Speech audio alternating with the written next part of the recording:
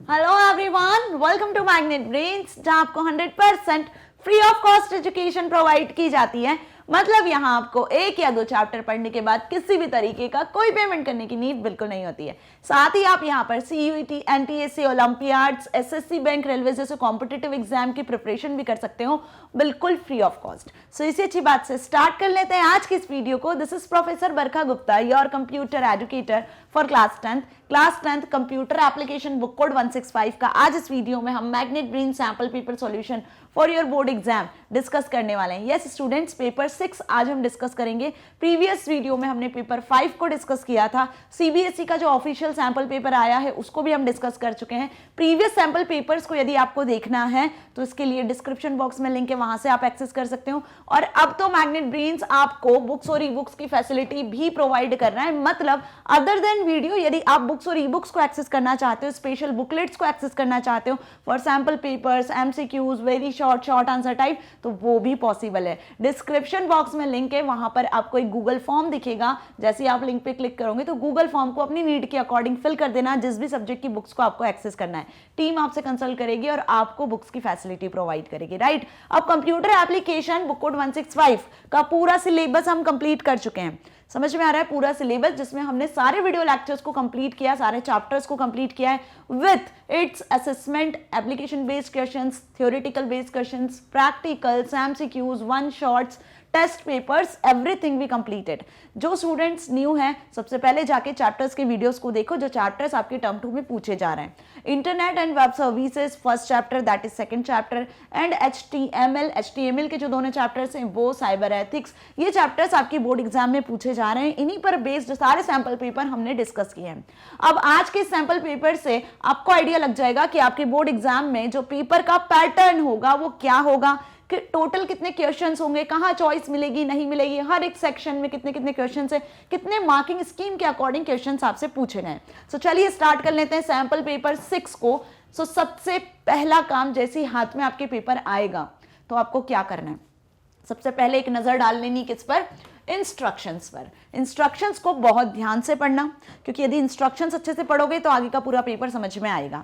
Okay, अब instructions ऐसा नहीं कि सिर्फ कंप्यूटर एप्लीकेशन, सारे पेपर जो आपके होने वाले हैं सभी में आपको इंस्ट्रक्शंस को पहले पढ़ लेना है। अब कंप्यूटर एप्लीकेशन का जो आपका पेपर होगा उसके लिए आपको जो टाइम मिलना है वो मिलेंगे 2 घंटे। अब 2 घंटे में आपको कितने मार्क्स का पेपर अटेम्प्ट करना है, पूरे 50 मार्क्स का। लाना चाहते हो 50 में से पूरे 50 मार्क्स, तो सारे सैंपल पेपर्स को बहुत अच्छे से सॉल्व कर लेना। हम आगे और सैंपल पेपर्स को डिस्कस करेंगे। सो इन्हीं सारे सैंपल पेपर्स की मदद से आपकी बोर्ड एग्जाम एकदम स्ट्रांग हो जाएगी और आप 50 में से 50 मार्क्स आराम से लेकर आ पाओगे, राइट। सो बने रहना मेरे साथ स्टार्टिंग से लेकर एंड तक सैंपल पेपर में, ताकि आप समझ सको कि आपकी प्रिपरेशन कितनी अच्छी है। फाइन, नेक्स्ट फर्स्ट इंस्ट्रक्शन दी है, the question paper has 5 sections. Computer application के क्वेश्चन पेपर में आपको मिलेंगे total 5 section A, B, C, D और E। ये आपका न्यू पैटर्न है। मतलब कि प्रीवियस ईयर तक जो एग्जाम्स होते थे उसमें आपको 3 या 4 ही सेक्शंस मिलते थे, section A, B, C, D। Okay, अब इस बार से सेक्शन E भी ऐड कर दिया। तो क्या वेरिएशन किए इस बार CBSE बोर्ड ने, सारे क्वेश्चंस करना पहली बात तो कंपलसरी है, ठीक है। However, an internal choice of approximately 30% is provided। सारे क्वेश्चन आंसर्स आपको अटेम्प्ट करना है कंपल्सरीली। टोटल कितने क्वेश्चंस मिलेंगे आपको इस पेपर में, 26 क्वेश्चंस आपको मिलेंगे, हर एक सेक्शन में अरेंज्ड, ठीक है। डिवाइडेड कैसे होंगे देख लेते हैं। सेक्शन ए में 12 क्वेश्चंस मिलेंगे, carrying 1 mark each. Section A में कितने क्वेश्चंस मिलेंगे आपको, 12 क्वेश्चंस मिलेंगे। कितने मार्क्स के होंगे, 1 मार्क ईच के अकॉर्डिंग होंगे। सेक्शन बी पे आ जाओ, 7 क्वेश्चंस मिलना है, कैरिंग 2 मार्क ईच, जो कि very short answer type questions होंगे। सो सेक्शन बी में आपको मिलेंगे कितने क्वेश्चंस, 7 क्वेश्चंस, 2 मार्क ईच के अकॉर्डिंग। सेक्शन ए में जो क्वेश्चंस मिलेंगे आपको 1 मार्क के अकॉर्डिंग, वो MCQ बेस्ड होंगे, मतलब ऑब्जेक्टिव टाइप क्वेश्चंस होंगे। MCQ based objective type question समझते हो, क्वेश्चन रहता है, उसके 4 ऑप्शंस रहते हैं, कोई भी एक ऑप्शन आपको सही टिक मार्क करके आना है, राइट। सेक्शन बी में very short answer type question, 2 mark के अकॉर्डिंग आपको क्वेश्चन लिखना है। इसी तरीके से सेक्शन सी जो होने वाला है, सेक्शन सी में आपको मिलेंगे 3 मार्क के अकॉर्डिंग क्वेश्चंस। कितने मार्क के अकॉर्डिंग, 3 मार्क के अकॉर्डिंग क्वेश्चंस मिलेंगे, देख लो, ठीक है। अब ये 3 मार्क के अकॉर्डिंग क्वेश्चंस कैसे हो जाने वाले हैं, कितने होंगे, 4 क्वेश्चंस होंगे 3 मार्क के अकॉर्डिंग सेक्शन सी में। सो सेक्शन सी में आपको शॉर्ट आंसर टाइप क्वेश्चंस मिलेंगे 4 जो कि 3 मार्क के अकॉर्डिंग आपको लिखने हैं। अब वेरी शॉर्ट और शॉर्ट आंसर टाइप क्वेश्चन में क्या सिमिलैरिटी है वो हम डिस्कस कर लेते हैं। बेसिकली इसमें किस टाइप के क्वेश्चन बनते हैं, ठीक है। तो वेरी शॉर्ट और शॉर्ट आंसर टाइप क्वेश्चन में जो क्वेश्चंस बनते हैं वो कुछ डिफाइन दी फॉलोइंग टर्म्स आपको डिफाइन करने के लिए आ सकती हैं। जैसे हमने HTML इंटरनेट में बहुत सारी टर्मिनोलॉजीज को पढ़ा है, वेब सर्विसेज के बारे में देखा है, ठीक है। साइबर एथिक्स वाले चैप्टर में हमने बहुत सारी टर्म्स को पढ़ा है, like intellectual property right, plagiarism, copyright and all. So वो सब आपको यहाँ डिफाइन करने के लिए पूछी जा सकती हैं, ठीक है। फिर इनके एग्जाम्पल्स आपसे पूछे जा सकते हैं। इसके बाद एडवांटेज डिसएडवांटेज पूछे जा सकते हैं, या फिर हम यहाँ पे बात करें किसी पर्टिकुलर टॉपिक से रिलेटेड फीचर्स, कोई टर्म से रिलेटेड उसके फीचर्स वगैरह पूछे जा सकते हैं। सो ऐसे कुछ क्वेश्चंस वेरी शॉर्ट और शॉर्ट में बनते हैं। सो इन्हें ही आपको जो मैंने बताया अभी एग्जाम्पल, इसी टाइप के क्वेश्चंस को आपको वेरी शॉर्ट और शॉर्ट के लिए प्रिपेयर करना है, राइट। समझ में आ गई बात। अब आ जाते हैं डी सेक्शन पे। सो देखो D section has one long answer. D section में सिर्फ एक ही क्वेश्चन आपसे पूछेंगे। क्या पूछेंगे? सिर्फ एक ही question, one long answer carrying 4 mark each. तो डी सेक्शन में आपको सिर्फ और सिर्फ एक क्वेश्चन मिलेगा जो कि होगा 4 मार्क के अकॉर्डिंग, ठीक है। कैसा पैटर्न होगा इसका? लॉन्ग आंसर टाइप क्वेश्चन होगा। लॉन्ग आंसर टाइप क्वेश्चन मतलब यहां पर जो क्वेश्चन आपसे पूछा जाएगा एक क्वेश्चन लॉन्ग आंसर में, वो होगा HTML का। किसका होगा वो? HTML पर बेस्ड होगा। हाइपर टेक्स्ट मार्कअप लैंग्वेज के 2 हमने पढ़े थे पार्ट यहाँ पर, HTML1 और HTML2, जिसमें हमने क्या देखा था?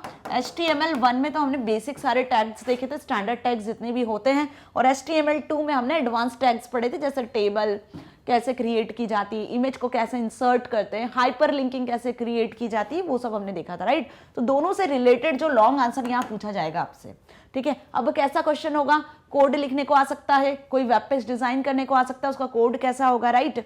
सो यहाँ पर लॉन्ग आंसर जनरली आपसे पूछेंगे। अब सेक्शन ई देख लो। सेक्शन ई कितने मार्क्स का होगा? सेक्शन ई आपका होगा यहाँ पर 4 मार्क्स का अगेन, जिसमें 2 क्वेश्चंस पूछे जाएंगे आपसे। अब ये 2 क्वेश्चंस कैसे होंगे? सोर्स, केस और पैसेज बेस्ड होंगे। सो सेक्शन ई आपका सोर्स बेस्ड होगा, केस बेस्ड होगा, या फिर पैसेज बेस्ड होगा, जो कि आपके 2 क्वेश्चंस यहाँ पूछे जाएंगे अगेन 4 मार्क के अकॉर्डिंग। तो टोटल क्वेश्चन आपके 26 हो जाएंगे, टोटल मार्क आपके 50 हो जाएंगे। ओके, बात समझ में आ गई। So source based, case based, passage based, ये क्वेश्चन कैसे हुए? जैसे इंग्लिश में, हिंदी में आपने देखा है ना, अनुच्छेद या अनसन पैसेज आता है, पैसेज जो पढ़ो उस पर बेस्ड कुछ आंसर्स होते हैं, उनका आंसर करो। बिल्कुल वैसे ही क्वेश्चन यहाँ मिलेंगे। या फिर एक क्राइटेरिया, एक कंडीशन दी रहेगी, उस कंडीशन को पढ़कर आपको ये बताना है, उस पर बेस्ड कुछ 5-6 क्वेश्चन रहेंगे, उनमें से कोई भी 4 अटेम्प्ट करने होंगे, ठीक है। सो यहाँ पे जो चॉइस मिलेगी आपको वो सेक्शन बी में मिलेगी, सेक्शन सी में भी मिलेगी, सेक्शन डी में भी मिलेगी, यहां पर आपको चॉइस मिलेगी, और सेक्शन ई में कुछ डिफरेंट टाइप से चॉइस मिलेगी। यहां पे 2 क्वेश्चंस होंगे, हर एक क्वेश्चन में आपको 5 में से 4-4 अटेम्प्ट करने रहेंगे, और यहां पर कुछ क्वेश्चंस होंगे, जैसे 14th, 18th, 22 वाला जो क्वेश्चन रहेगा, उसमें आपको 2 क्वेश्चन दिए रहेंगे, 2 में से कोई सा एक अटेम्प्ट करना रहेगा और में, राइट। सो इस तरीके से 30% चॉइसेस, यहाँ पे 2 क्वेश्चन में, यहाँ एक क्वेश्चन में चॉइस मिलेगी, मतलब 4 क्वेश्चन में यहाँ चॉइस मिलनी है आपको तीनों सेक्शन में। फाइन। सो चलिए अब स्टार्ट कर लें। पेपर को इंस्ट्रक्शंस हम अच्छे से समझ गए। अभी तक जिसने भी सारे पेपर्स को देखा है तो उसको इंस्ट्रक्शंस अच्छे से याद हो गई होगी नॉर्मली कि कितने सेक्शंस में किस तरीके से क्वेश्चंस डिवाइडेड है। सो स्टार्ट कर लेते हैं section A with the MCQs, जिसमें आपको 1 मार्क के अकॉर्डिंग कितने क्वेश्चंस मिलना है? 12 क्वेश्चंस मिलना है। ओके, सो फर्स्ट क्वेश्चन ये रहा। Arun clicks on a link received in a message on his phone which promises him a complimentary trip to a destination of a choice. Okay, Arun ने एक link receive किया, ठीक है। अब उस लिंक पे क्या मिला उसको? वो लिंक कहाँ से मिली है उसको? मैसेज आया था फोन पर, उसको मैसेज के थ्रू एक लिंक उसने रिसीव की, जिस मैसेज में उसको प्रॉमिस किया जा रहा है कि आप अपनी चॉइस के अकॉर्डिंग किसी भी ट्रिप को विजिट कर सकते हो, डेस्टिनेशन प्लेस पर घूमने जा सकते हो, लाइक दिस, इस तरीके से, ठीक है। He forwarded this message to his friend, उसने उस लिंक को, उस मैसेज को अपने फ्रेंड को फॉरवर्ड किया, पंचुल नाम है, and asked him to do the same.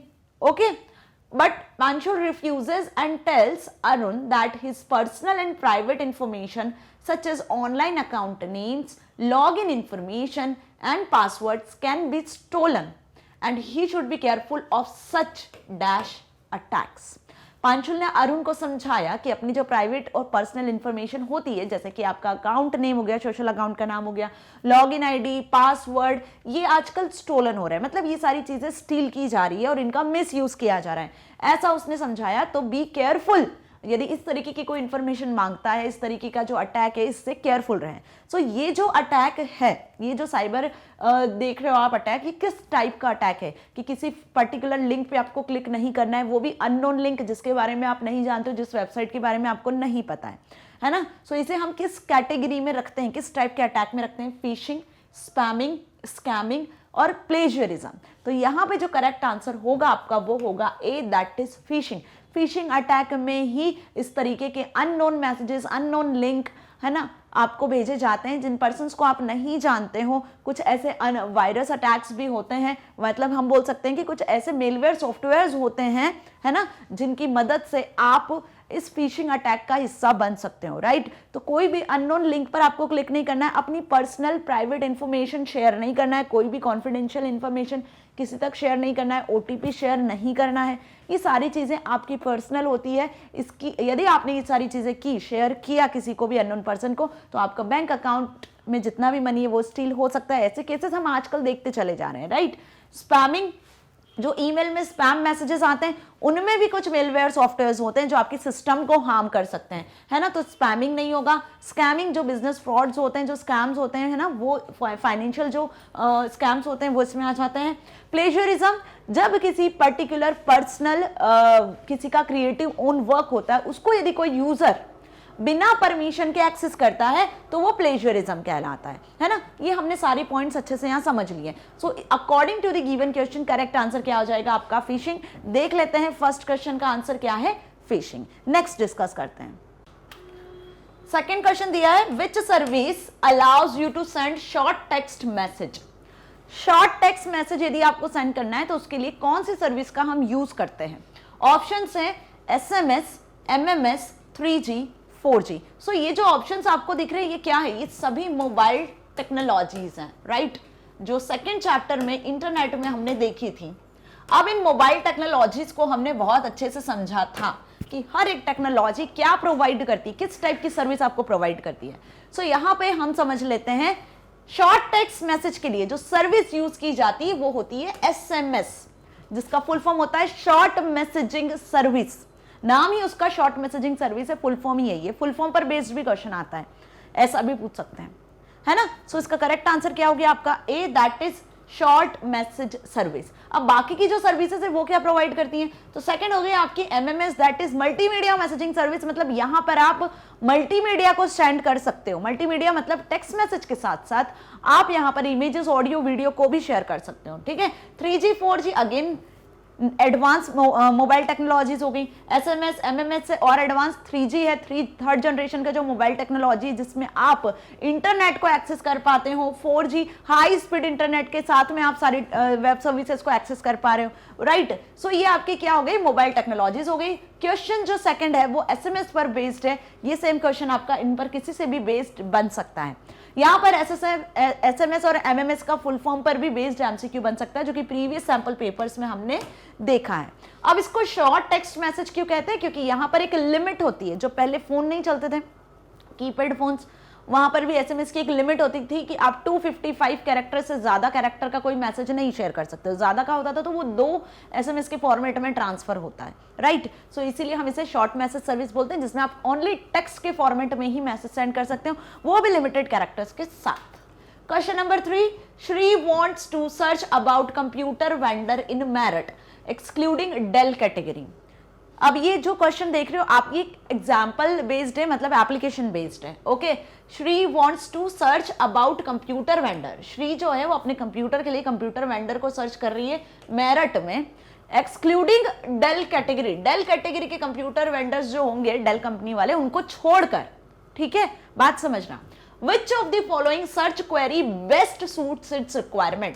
अब इसके लिए वो गूगल पर क्या लिखकर सर्च करेगी कि डेल कैटेगरी वाले कंप्यूटर वेंडर्स को छोड़कर, जो डेल कंपनी में काम करते हैं उनको छोड़कर बाकी की मेरिट में जो अदर कंपनीज के कंप्यूटर वेंडर है उसे उन्हें सर्च करना है।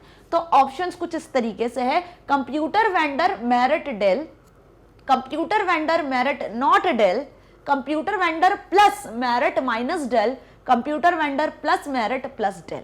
तो यहाँ पर सर्चिंग क्राइटेरिया कि आप जिस भी कीवर्ड्स के अकॉर्डिंग सर्च करते हो तो आप कैसे बेस्ट सर्च कर सकते हो, जो आपको सर्च करना है आप सिर्फ वही लिंक तक कैसे डायरेक्टली पहुंच सकते हो, ठीक है। तो इसके लिए हमने डिफरेंट सर्च क्राइटेरिया पढ़े थे चैप्टर नंबर 2 में, इंटरनेट वेब सर्विसेज में। यदि देखा है वीडियो तो आपको ये चीज अच्छे से समझ में आ रही होगी क्वेश्चन किस पैटर्न पर बेस्ड है।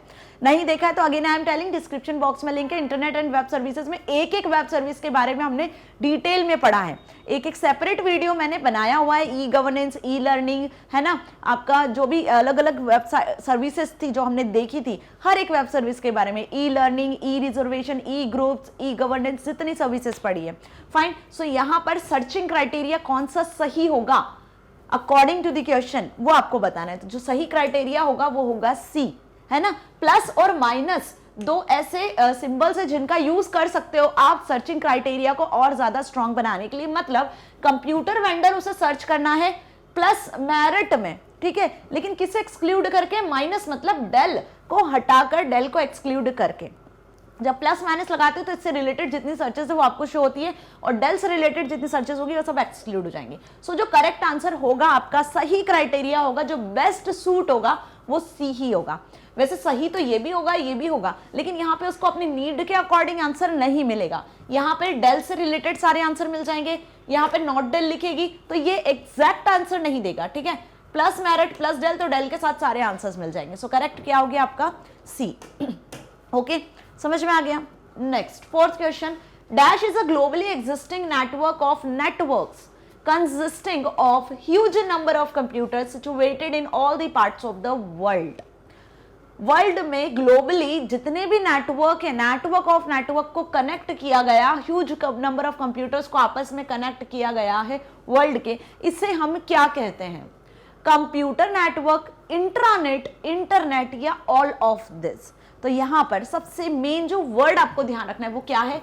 Globally existing network of network. यदि आपको ये याद हो गया, ये समझ में आ गया, तो बस इसी को तो हम कहते हैं क्या? इंटरनेट, की world wide web interconnected network, जिसका फुल फॉर्म क्या होता है? Inter connected network. ठीक है, इंटरनेट किससे मिलकर बना है भाई? इंटरकनेक्टेड नेटवर्क, तो इंटरनेट इनसे मिलकर इंटरनेट बन गया। अब इंटरकनेक्टेड नेटवर्क मतलब जहां पर नेटवर्क ऑफ नेटवर्क ग्लोबली आपस में एक लार्ज नेटवर्क फॉर्म कर रहे हैं, जिसमें वर्ल्ड में हर एक computer, huge number of computers आपस में कनेक्टेड है और कम्युनिकेट कर पा रहे हैं। सो उसका करेक्ट आंसर क्या हो गया आपका? इंटरनेट, है ना। कंप्यूटर नेटवर्क तो नहीं होगा, कंप्यूटर नेटवर्क तो नॉर्मल आप एक ऑफिस में भी क्रिएट कर लेते हो, 4 कंप्यूटर्स को आपस में कनेक्ट करके। फाइन। इंट्रानेट जब किसी पर्सनल ऑफिस ऑर्गेनाइजेशन में पर्सनल नेटवर्क बना क्रिएट किया जाता है तो वो इंट्रानेट होता है। ठीक है, सो मेरी बात समझ में आ गई? क्या होगा करेक्ट आंसर? सी। बाकी आंसर्स रॉन्ग क्यों होंगे वो भी हमने देख लिया। Now question number 5, which of the following would you use to transfer files over the internet? Internet पर फाइल्स को ट्रांसफर करने के लिए, फाइल को ट्रांसफर करने के लिए किस प्रोटोकॉल का यूज किया जाता है? FTP, email, HTTP, browser. तो किसका यूज होगा? यहां देखो आंसर मैंने बता दिया, प्रोटोकॉल का यूज किया जाता है। तो प्रोटोकॉल तो हमें यहां पर 2 ही दिख रहे हैं, ठीक है, FTP है, HTTP। तो कौन सा प्रोटोकॉल है जो फाइल को ट्रांसफर करने के लिए यूज किया जाता है? As it name implies, file transfer protocol. A is the correct answer. FTP protocol की मदद से ही एक सिस्टम से दूसरे सिस्टम तक फाइल को इजीली ट्रांसफर किया जा सकता है इंटरनेट पर। ठीक है, सो क्या हो गया correct answer? A, that is FTP। अब HTTP का क्या मतलब हुआ? HTTP is another protocol, hypertext transfer protocol. Previous sample papers में इसके भी फुल फॉर्म को, इसके बारे में भी हमने डिटेल में देखा से क्वेश्चन पर बेस्ड। तो यहाँ पे ये क्वेश्चन आपका HTTP पर भी बन सकता है। समझ लेते हैं इसका क्या मतलब होता है। HTTP प्रोटोकॉल इंटरनेट पर जितनी भी वेबसाइट्स हैं, सर्वर पर जो भी स्टोर है, जो भी वेब सर्विसेज है, उन्हें यदि आपको अपने सिस्टम पर, ब्राउजर पर एक्सेस करना है, मतलब जिस पर्टिकुलर प्रोटोकॉल की मदद से आप किसी भी वेबसाइट को एक्सेस कर पा रहे हो, किसी भी वेबसाइट पे जो इंफॉर्मेशन स्टोर है उन्हें एक्सेस कर पा रहे हो, तो उसके पीछे जो प्रोटोकॉल वर्क करता है वो हाइपर टेक्स्ट ट्रांसफर प्रोटोकॉल होता है, जो कि सर्वर पर जितनी भी डॉक्यूमेंट है, जो भी वेबसाइट्स हैं, उनमें जो इन्फॉर्मेशन है वो हाइपर टेक्स्ट के फॉर्मेट में होती है, और हाइपर टेक्स्ट के फॉर्मेट में पर्टिकुलर उस इंफॉर्मेशन को ट्रांसफर करने वाला जो प्रोटोकॉल होता है वो HTTP होता है, और फाइल को ट्रांसफर करने वाला प्रोटोकॉल FTP होता है। ठीक है, अब ईमेल आप सभी को पता है एक वेब सर्विस है, ब्राउजर एक सॉफ्टवेयर है, Google Chrome, Mozilla Firefox, right, जिसकी मदद से आप वेबसाइट्स को अपने कंप्यूटर सिस्टम पर देखते हो। तो ब्राउजर एक इंटरफेस की तरह काम करता है सर्वर और क्लाइंट कंप्यूटर सिस्टम के बीच में। फाइन, समझ में आ गई सारे पॉइंट्स अच्छे से?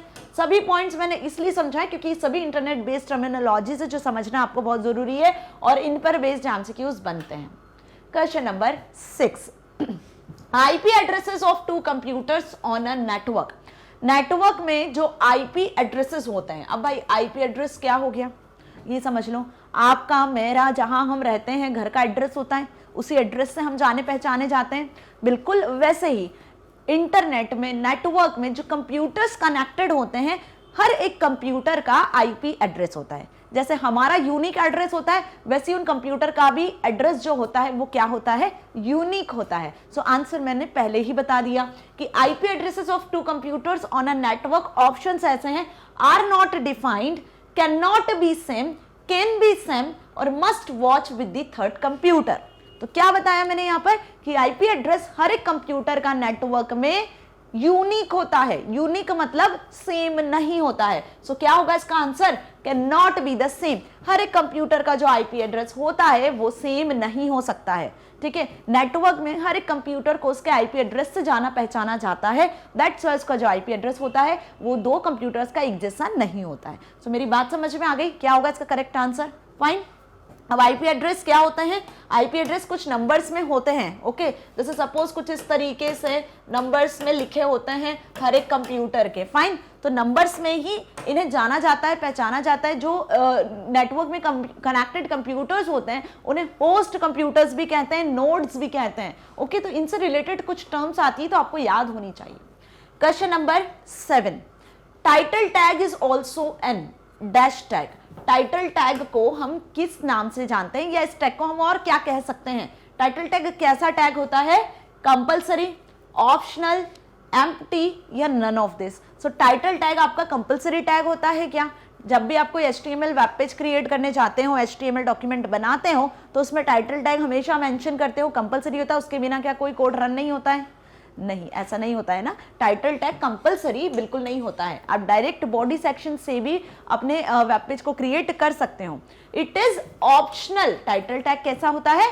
ऑप्शनल होता है। आपका मन हो तो आप वेब ब्राउजर में अपने वेब पेज का टाइटल सेट करो, नहीं हो तो मत करो। ठीक है, ऑप्शनल से होता है। एम्प्टी नहीं होता है क्योंकि ये कंटेनर टैग होता है। कैसे यूज करते हैं? टाइटल टैग को आप इस तरीके से यूज करते हो, ठीक है, और इस तरीके से क्लोज करते हो, इसमें टाइटल मेंशन करते हो। ठीक है, इसको किस टैग के अंदर लिखा जाता है, इस पर बेस्ड भी MCQ आता है। प्रीवियस सैंपल पेपर में देखा हमने कि टाइटल टैग को आप हेड टैग के अंदर लिखते हो, है ना। और हेड टैग में ये जो टैग है ये कैसा होता है? ऑप्शनल होता है। और कैसा टैग दिख रहा है आपको? इसका स्टार्ट टैग भी दिख रहा है और इसका एंड टैग भी दिख रहा है। तो ये एक आपका कंटेनर टैग होता है, नॉट एम्प्टी।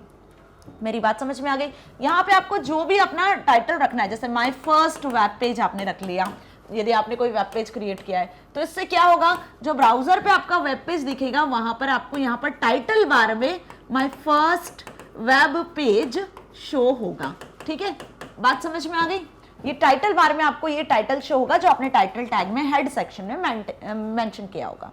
फाइन, सो क्या हो गया टाइटल टैग? टाइटल टैग आपका होता है ऑप्शनल। देख लेते हैं correct answer, B is the correct answer. Okay, now next question number 8, the units px and dash make the font size absolute। Font tag की बात हो रही है। फॉन्ट टैग के हम साइज एट्रीब्यूट की बात कर रहे हैं। किसकी? फॉन्ट टैग के साइज एट्रीब्यूट की। फॉन्ट टैग में साइज एट्रीब्यूट की वैल्यू आप क्या लिखते हो? यहां पर आप साइज स्पेसिफाई करते हो। ठीक है, कि फॉन्ट आपके 12, 11, 10, 20, 30 कैसे आपको रखना है, किस साइज के फॉन्ट रखना है। सपोज मुझे 12 रखना है, तो इसके आगे आप साइज के आगे आप px लिखते हो, या और कुछ भी लिखते हो। तो यहाँ पे px में तो हम यूनिट मेंशन करते हैं साइज की, जिसका मतलब होता है पिक्सल्स, है ना। लेकिन और भी कुछ आप मेंशन करते हो, ठीक है, फॉन्ट साइज को एब्सोल्यूट बनाने के लिए। तो क्या हो गया भाई, ऑप्शंस देख लो, PR हो सकता है, PN हो सकता है, PZ हो सकता है या PT।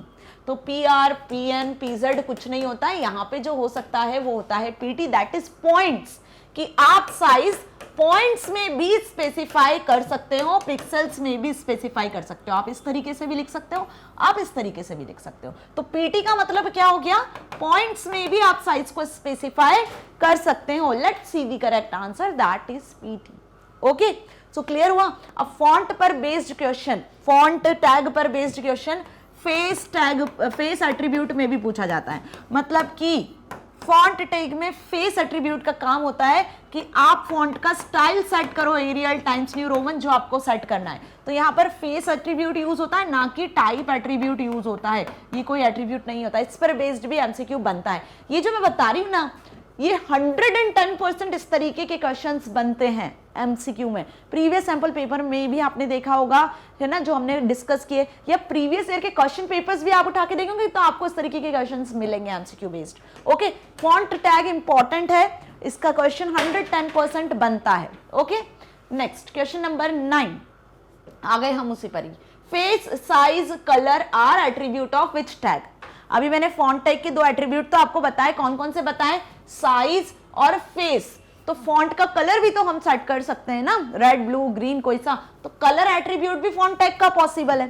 तो देख लेते हैं क्या यहाँ फॉन्ट ऑप्शन दिख रहा है आपको, यस, है ना। So face size colour are the attribute of which tag, font tag. क्योंकि टेक्स्ट नाम से कोई टैग नहीं होता है, डिस्कस किया क्या, टेक्स्ट नाम से कोई टैग नहीं पढ़ा ना हमने पूरे HTML। T और F नाम से भी कोई टैग नहीं पढ़ा है। जिस टैग का हमने साइज, कलर और फेस सेट किया, वो इकलौता एक टैग है जिसका नाम है फॉन्ट टैग। तो फॉन्ट टैग का ही आप फेस सेट करते हो, साइज सेट करते हो, कलर सेट करते हो। Let's see the answer B. समझ में आ गया। और कैसे सेट करते हैं, फॉन्ट टैग का आप यूज करते हो, ठीक है। सपोज आपने फॉन्ट टैग में फेस सेट कर दिया एरियल, ठीक है, फॉन्ट का फेस एरियल होना चाहिए। साइज आपने रख दिया सपोज 30 और कलर आपने यहाँ पे सेट कर दिया सपोज ब्लू। ओके, तो अब इससे क्या होगा, जो भी आपने यहाँ पे लिखा हुआ, सपोज आपने MB लिखा हुआ है, फॉन्ट टैग को क्लोज कर दिया। तो इसकी मदद से क्या होगा, जो भी आउटपुट आपको शो होगा वो आउटपुट कुछ इस तरीके से शो होगा। लाइक आपको यहाँ पर MB लिखा हुआ दिखेगा, जिसका फॉन्ट साइज कैसा होगा, फॉन्ट साइज आपका होगा 30 पिक्सल्स। कैसा होगा, 30 पिक्सल्स के अकॉर्डिंग, 30 पॉइंट्स के अकॉर्डिंग होगा। कलर ब्लू होगा और ये फॉन्ट हो गए आपके कैसे, एरियल। तो एरियल मतलब एरियल थोड़े डार्क फॉन्ट शो होते हैं ना, तो कुछ इस तरीके से आपको आउटपुट शो होगा। तो बात समझ में आ गई। फेस मतलब एरियल टाइप के फॉन्ट आपको दिखने, टाइम्स न्यू रोमन थोड़े से डिफरेंट फॉन्ट होते हैं, फॉन्ट का स्टाइल चेंज हो जाता है। साइज जो आप मेंशन करोगे इसके अकॉर्डिंग, कलर जो आप मेंशन करोगे इसके अकॉर्डिंग आपको टेक्स्ट शो होगा। Clear. Now next 10th question. Gagandeep has written the following code to display an image in the background of HTML document. Again HTML based question है। गगनदीप क्या चाहता है, बैकग्राउंड में जो उसका HTML डॉक्यूमेंट है, वेब पेज है, उसके बैकग्राउंड में एक इमेज चाहता है। कोई कलर नहीं चाहता है, बैकग्राउंड में वो एक इमेज को इंसर्ट करना चाहता है। फाइन। तो अब उसके लिए यहाँ पर नीचे एक कोड लिखा हुआ है जो गगनदीप ने लिखा है। बॉडी टैग का यूज किया है, ऑब्वियस बॉडी टैग में ही हम वेब पेज से रिलेटेड सेटिंग्स कर पाते हैं, है ना। सो बीजी ग्राउंड कलर यहाँ पे उसने यूज कर लिया, एट्रीब्यूट, सॉरी क्या यूज कर लिया, बीजी ग्राउंड एट्रीब्यूट। तो आप जल्दी से बता दो कि वेब पेज के बैकग्राउंड में इमेज सेट करना है तो उसके लिए हम किस एट्रीब्यूट का यूज करते हैं। क्या हम बीजी ग्राउंड का यूज करते हैं, सोचो। और इज इक्वल्स टू यहाँ पे उसने जिस इमेज को सेट करना है बैकग्राउंड में, एनिमल की कोई सी इमेज सेट करना है, तो animal.jpg लिखा है। क्या ये एट्रीब्यूट जो उसने यूज किया है वो सही एट्रीब्यूट है, okay, but he is not getting the desired output. देखो जब उसने ये कोड लिखा, बॉडी टैग में इस एट्रीब्यूट का यूज किया, इमेज तो बिल्कुल सही है, पाथ भी सही है सब, लेकिन उसको इमेज दिखी नहीं बैकग्राउंड में, उसका जो डिजायर्ड आउटपुट आना चाहिए वो नहीं आया। Help him in identifying the correct code from the following, मतलब कुल मिला के कि यहाँ पे इस एट्रीब्यूट में ही गड़बड़ है। बैकग्राउंड में इमेज सेट करना है तो उसके लिए हम किस एट्रीब्यूट का यूज करते हैं, देख लेते हैं। बॉडी बीजी इक्वल्स टू एनिमल.jpg, बीजी एट्रीब्यूट का यूज करते हो। या बैक एट्रीब्यूट का यूज करते हो, या बीजी इमेज का यूज करते हो, या बैकग्राउंड इमेज का यूज करते हो? किसका यूज करते हो इमेज को बैकग्राउंड में सेट करने के लिए? सो यहाँ पे जो करेक्ट आंसर होगा वो आपका होगा डी, दैट इज बैकग्राउंड। क्या लिखोगे आप यहाँ पर? बैकग्राउंड लिखोगे। मतलब कुछ इस तरीके से बॉडी टैग में आप वेब पेज का बैकग्राउंड सेट कर सकते हो। यदि आपको बैकग्राउंड में कलर सेट करना है तो हम बीजी कलर एट्रीब्यूट का यूज करते हैं, और जो कलर आपको सेट करना है उस कलर का हम यहाँ नाम लिख देते हैं। सपोज आपको येलो कलर सेट करना है तो आपने बीजी कलर, ध्यान से देखो, फिर से बता रही हूँ, बीजी कलर एट्रीब्यूट का यूज किया। कब? जब आपको कलर सेट करना है। अब जब आपको इमेज सेट करना है, क्या सेट करना है? बैकग्राउंड में इमेज, तो यहाँ पे हम जिस एट्रीब्यूट का यूज करते हैं वो होता है बैकग्राउंड एट्रीब्यूट। कौन सा होता है? बैकग्राउंड। और यहाँ पे आपको उस इमेज का नाम लिख देना है जिस इमेज को आपको सेट करना है। तो कौन सा एट्रीब्यूट को यहाँ पे हमने यूज किया? जब आपको इमेज सेट करना है तो बैकग्राउंड। ठीक है, कौन से टैग की बात कर रहे हैं हम? बॉडी टैग की। बॉडी टैग की मदद से क्या होगा? जो वेब पेज होगा आपका, जो भी वेब पेज होगा उस वेब पेज का बैकग्राउंड कलर यहाँ पे क्या हो जाने वाला है? आपका बैकग्राउंड कलर क्या हो जाएगा? यहाँ पे येलो कलर हो जाएगा। और यहाँ पर आपके वेब पेज में क्या हो जाएगा? इमेज सेट हो जाएगी। क्या सेट हो जाएगी? यहाँ पर कोई सी बैकग्राउंड में इमेज। ओके, अब कोई से भी एनिमल की इमेज यहाँ पर आप सेट कर सकते हो, तो यहाँ पर एक एनिमल की इमेज सेट हो जाएगी, fine, as a background. Clear हुआ? दोनों के लिए एट्रीब्यूट आपको समझ में आ रहा है कि दोनों के लिए एट्रीब्यूट क्या यूज हो रहे हैं? बीजी कलर से बैकग्राउंड कलर सेट हो रहा है, बैकग्राउंड से बैकग्राउंड इमेज सेट हो रही है। क्यों मैंने इस तरीके से समझाया?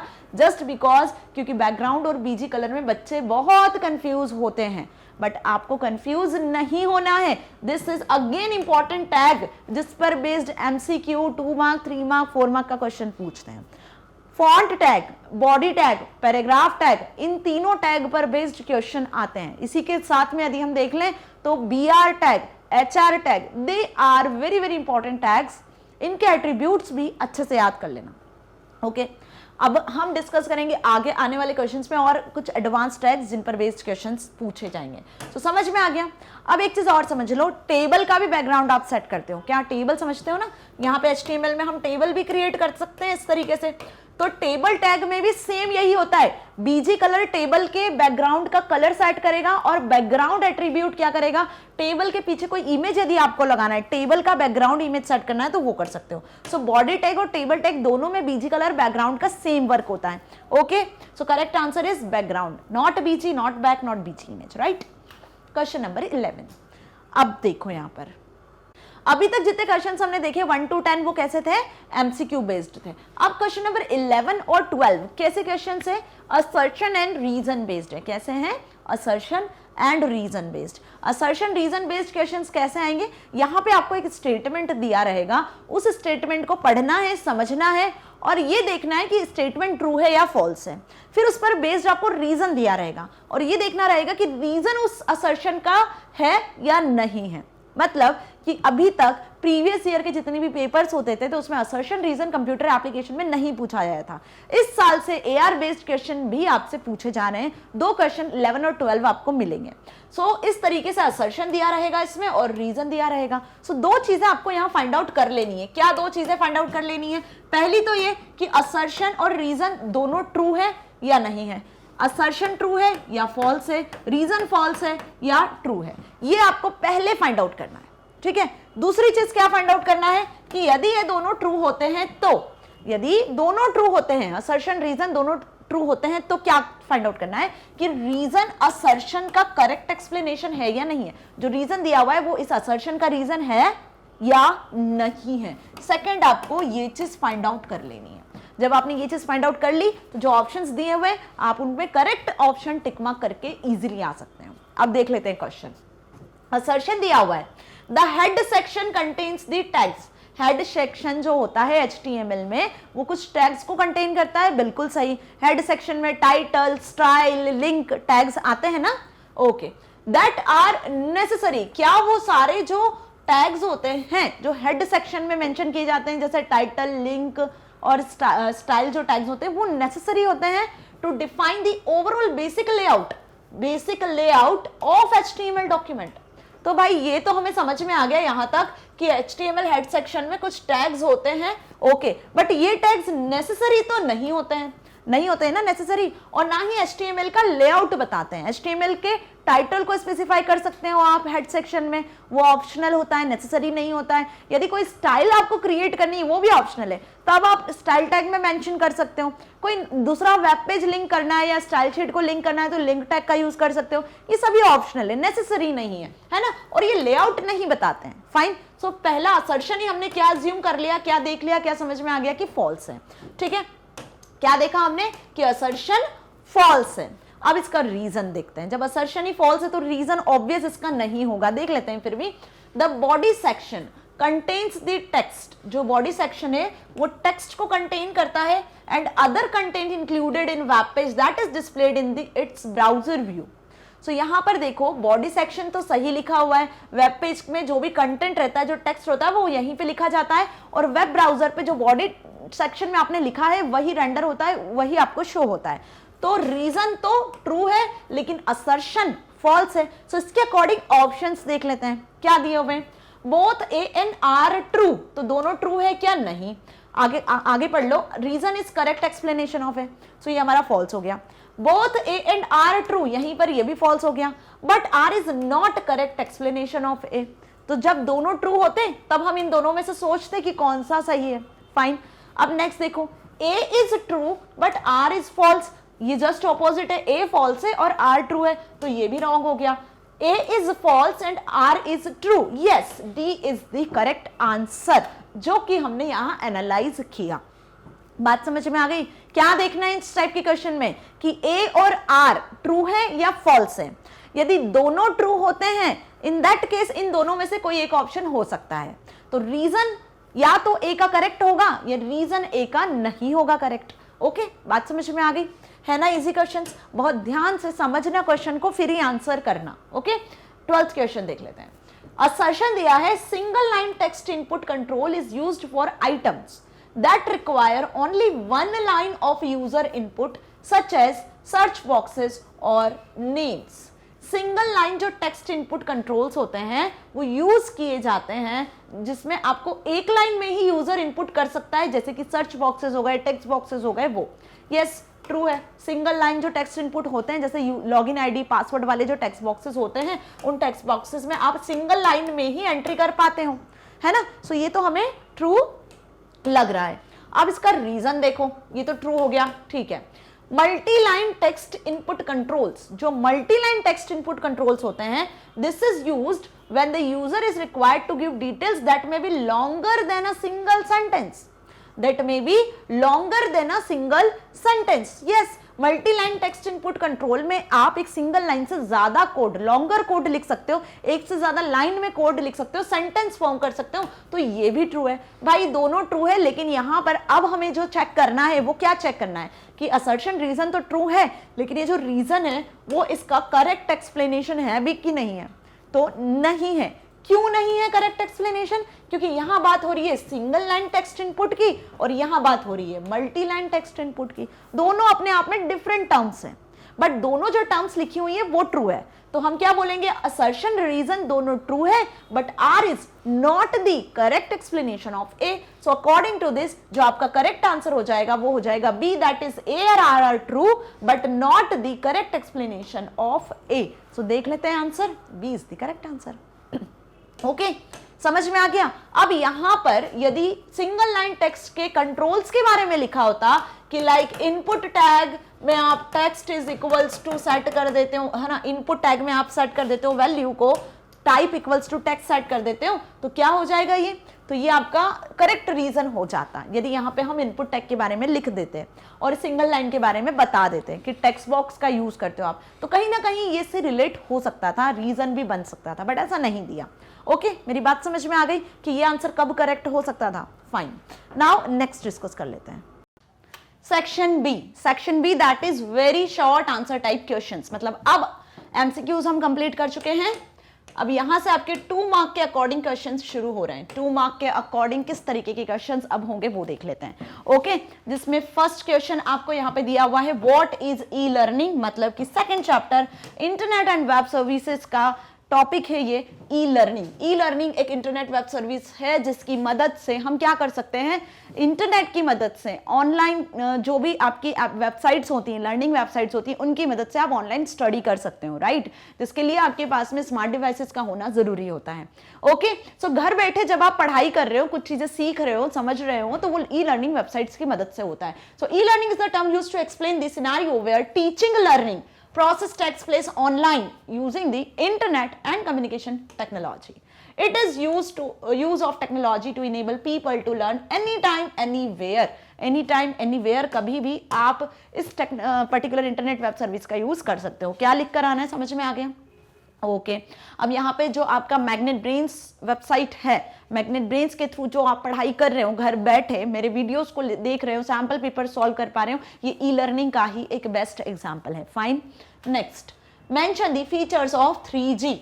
3G के क्या फीचर्स होते हैं? 3G जो कि एक मोबाइल टेक्नोलॉजी है, तो मोबाइल टेक्नोलॉजी में हमने SMS, MMS, 3G, 4G, 5G के बारे में डिस्कस किया था। तो 3G के बारे में आपको यहाँ पे कुछ फीचर्स बताने कि 3G जो मोबाइल फोन्स हुआ करते थे, आजकल तो हम 4G, 5G को यूज कर रहे हैं। 3G क्या होते हैं, उसके क्या फीचर्स थे? तो 3G की जो स्पीड है वो अप टू 2 Mbps होती थी। सबसे बेस्ट जो फीचर है जिस पर सारे वेरिएशंस हो रहे हैं जनरेशंस ऑफ मोबाइल टेक्नोलॉजीज के, वो स्पीड पर ही होते हैं। दूसरे, प्रोवाइड फास्टर कम्युनिकेशन। स्पीड अच्छी है, इंटरनेट ऑनलाइन डेटा आपको ज्यादा अच्छे से मिल रहा है, तो आप फास्टर कम्युनिकेशन कर पा रहे हो। Large capacity and broadband capabilities, high speed web and more security. Okay, so more security, high speed net होता है, ज्यादा स्पीड से आप डेटा को ट्रांसफर कर पाते हो। बस यही वेरिएशंस होते हैं 3G, 4G, 5G में।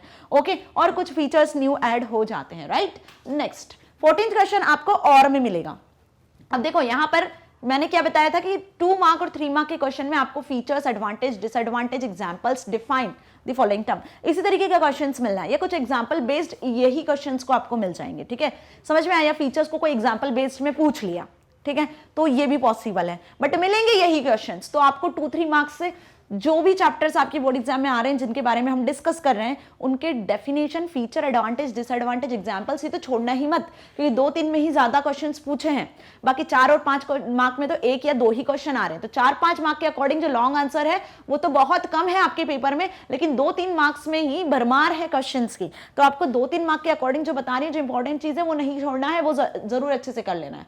अब यहाँ 4G के 4 फीचर्स पूछे हैं, 4 फीचर्स पूछे हैं। 2 मार्क का क्वेश्चन है, मतलब हाफ मार्क्स के अकॉर्डिंग आपको पॉइंट लिखकर आने हैं। 3 मत लिखना, 2 मत लिखना, 4 ही लिखकर आना। ओके, समझ में आई मेरी बात?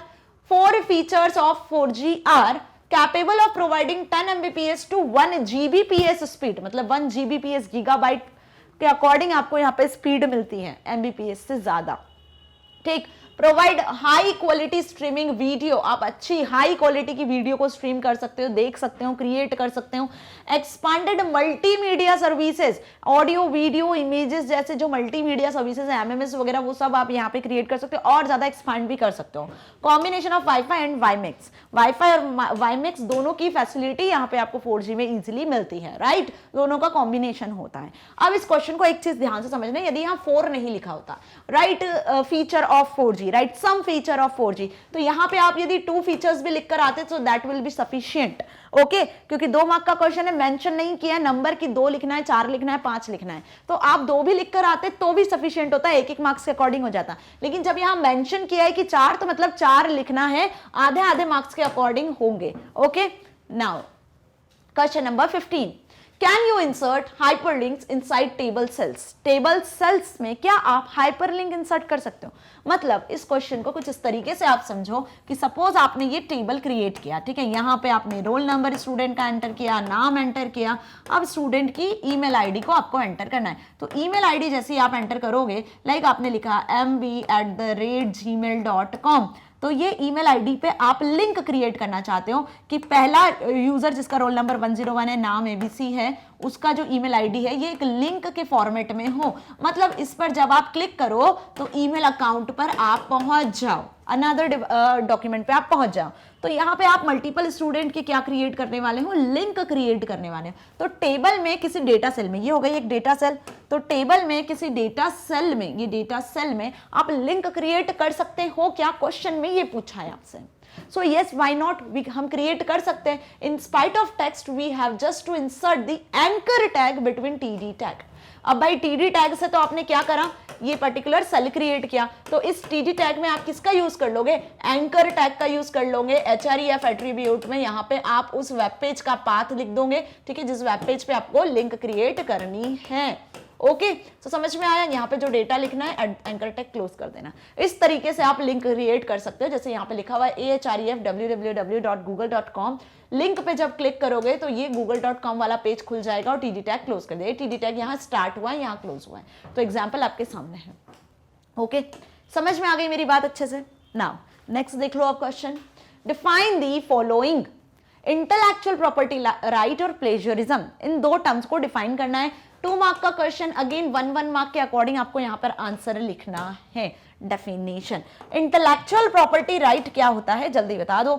बहुत इजी है. जो भी आपकी डिजिटल प्रॉपर्टी है, डिजिटल एसेट है, जिसकी भी है, जो ऑनर है, जो ऑथर है, यदि उसने कोई बुक लिखी है ना, कोई म्यूजिशियन है जिसने अपना कोई सॉन्ग कंपोज किया है, तो जो भी ऑनर है, जो ऑथर है, उसका राइट होता है उस डिजिटल प्रॉपर्टी पर, है ना. अब वो राइट किन किन प्रॉपर्टीज पे लग सकता है, उसका कोई क्रिएटिव आइडिया हो सकता है, कोई लिटरेचर हो सकती है, कोई भी डिजिटल एसेट पर आप अपने राइट को अप्लाई कर सकते हो, तो उसी को हम इंटेलेक्चुअल प्रॉपर्टी राइट कहते हैं. So these are the rights given to creators for creation of their minds. Okay, next देखो प्लेजरिज्म क्या होता है. अब जब आप किसी के पर्टिकुलर आइडिया को, लिटरेचर को कॉपी करते हो उससे बिना पूछे उसके आइडिया को जब यूज कर लेते हो, उसके क्रिएशन को यूज कर लेते हो उससे बिना पूछे, और अपना नाम देकर रिप्रेजेंट करते हो, तो इस तरीके के फ्रॉड को, क्राइम को हम प्लेजरिज्म कहते हैं. So it refers to taking credit of ideas और words of another person.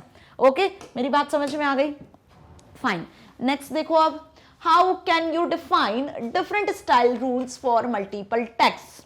Multiple tags के लिए आप कैसे स्टाइल को, रूल्स को डिफाइन करते हो, ठीक है. So we can apply multiple formatting effects to an HTML tag. We may do by defining multiple style rules for the single element. Multiple properties और attributes can be combined and defined for a single tag. क्या question में समझाया है, क्या पूछा है, वो पहले समझने की हमें जरूरत है. पहली बात तो ये क्वेश्चन आपका बेस्ड है CSS पर, that is cascading style sheet. इसको आप रिलेट करो HTML से, कि जब आप एक HTML डॉक्यूमेंट क्रिएट करते हो, सपोज आपने यहाँ पे पैराग्राफ टैग यूज कर लिया, आपने हेडिंग टैग यूज किया, ठीक है. तो जब आप ये टैग का यूज कर रहे हो HTML में, तो आप हर एक टैग पे अलग अलग एट्रीब्यूट यूज करते हो, राइट.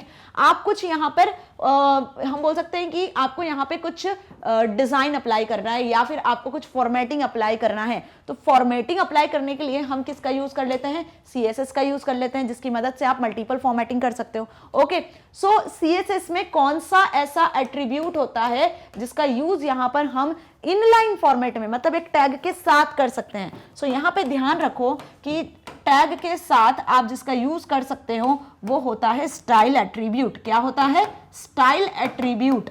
स्टाइल एट्रीब्यूट की मदद से आप प्रॉपर्टीज को सेट कर सकते हो, फॉर्मेटिंग सेट कर सकते हो. स्टाइल एट्रीब्यूट को आप हर एक टैग के साथ लिख सकते हो, और इस टाइप की CSS को हम कहते हैं इनलाइन CSS. CSS 3 टाइप की होती है, इंटरनल, एक्सटर्नल, इनलाइन. तो जहां पे आपको इस क्वेश्चन में जो पूछा है बेसिकली वो इनलाइन CSS के बारे में पूछा है. देखो कैसे घुमा फिरा के क्वेश्चन पूछा है.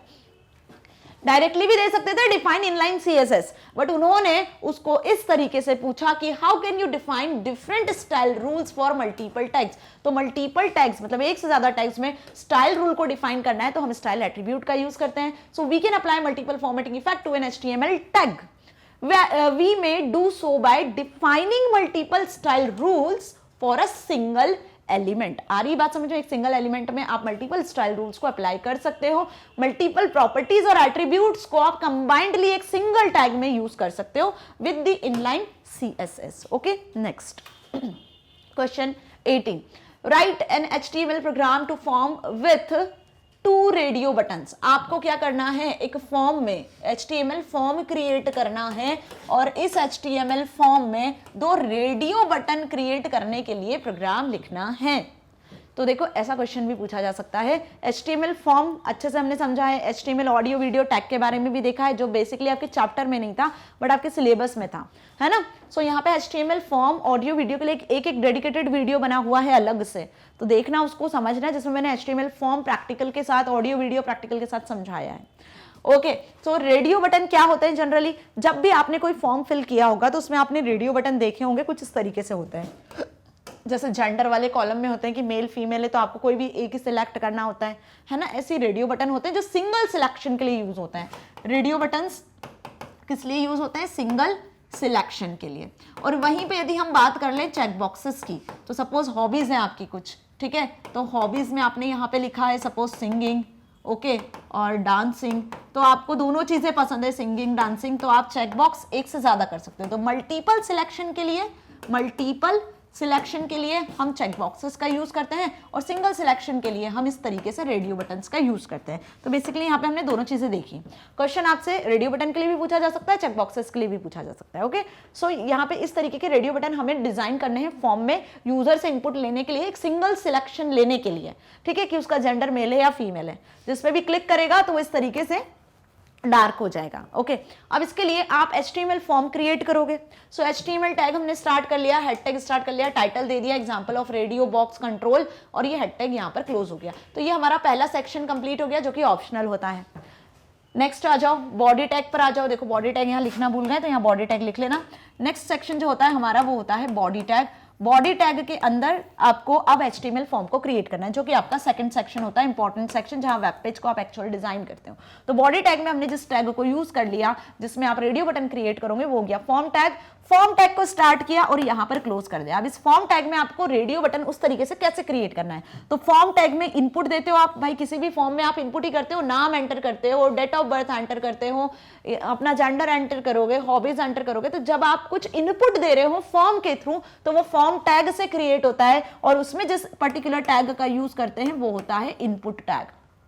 ओके, इनपुट आप किस तरीके का दे रहे हो? आप कुछ टेक्सचुअल डेटा इनपुट कर रहे हो, आप सिंगल सिलेक्शन इनपुट कर रहे हो, आप लिस्ट में से कुछ सिलेक्ट कर रहे हो, आप मल्टीपल सिलेक्शन कर रहे हो। इनपुट भी अलग अलग तरीके का होता है। आप किसी बटन पे क्लिक कर रहे हो तो कुछ आप इनपुट कर रहे हो। तो यहां पे हमें रेडियो बटन का सिंगल सिलेक्शन करना है, रेडियो बटन एक्चुअली क्रिएट करना है। तो इनपुट किस टाइप का होगा? तो टाइप एट्रीब्यूट में हमने लिख दिया रेडियो बटन टाइप होगा। दोनों रेडियो बटन होंगे तो दो इनपुट टैग में हमने रेडियो टाइप बता दिया।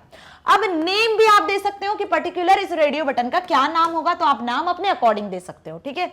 वैल्यू क्या होगी जो कि यहां शो होगी, भाई टाइप रेडियो बटन बता दिया तो ये रेडियो बटन तो यहां क्रिएट हो गया, लेकिन इसमें लिखा हुआ क्या होगा, ये किसका रेडियो बटन होगा? तो वैल्यू में आप लिखोगे ना जो भी, वो पर्टिकुलर वैल्यू सेट हो जाएगी। मेल फीमेल आपने लिखा तो उस तरीके से वो क्रिएट हो गया। अब यहाँ पे इनपुट टैग को आप चाहो तो क्लोज करो, नहीं भी क्लोज करोगे तो भी ये रन हो जाएगा। ओके, समझ में आई मेरी बात? कंटेनर टैग होता है। तो यहाँ पे जैसे ही आपने ये दो लाइन लिखी, इनपुट टैग में टाइप रेडियो बताया, वैल्यू सेट कर दी, नेम सेट कर दी, कुछ एट्रीब्यूट से ये सेट कर दिए, तो आपके इस तरीके से रेडियो बटन क्रिएट हो जाएंगे। तो कुल मिला के ये प्रोग्राम हुआ। अब यहाँ पे आप चाहो तो ये पूरा लिख कर आओ, बहुत ही अच्छी बात है अगर इस तरीके से पूरा एक फॉर्मेट में लिख कर आओगे, नहीं तो आप डायरेक्टली इतना भी लिख कर आ सकते हो, ठीक है भाई। 2 मार्क्स का क्वेश्चन है, आपके पास ज्यादा टाइम नहीं, तो आप इतना भी लिख कर आ सकते हो, जो काम की बात पूछिए सिर्फ वही। लेकिन यदि आप एक प्रॉपर फॉर्मेट को फॉलो करते हो, head tag, HTML tag, body tag, है ना, एक प्रॉपर स्ट्रक्चर को फॉलो करके लिख कर आते हो, तो it will be good for you. Okay, now next question 18th आपको मिलेगा और में, जैसे 14 और में मिला था वैसे 18th भी और में मिलेगा।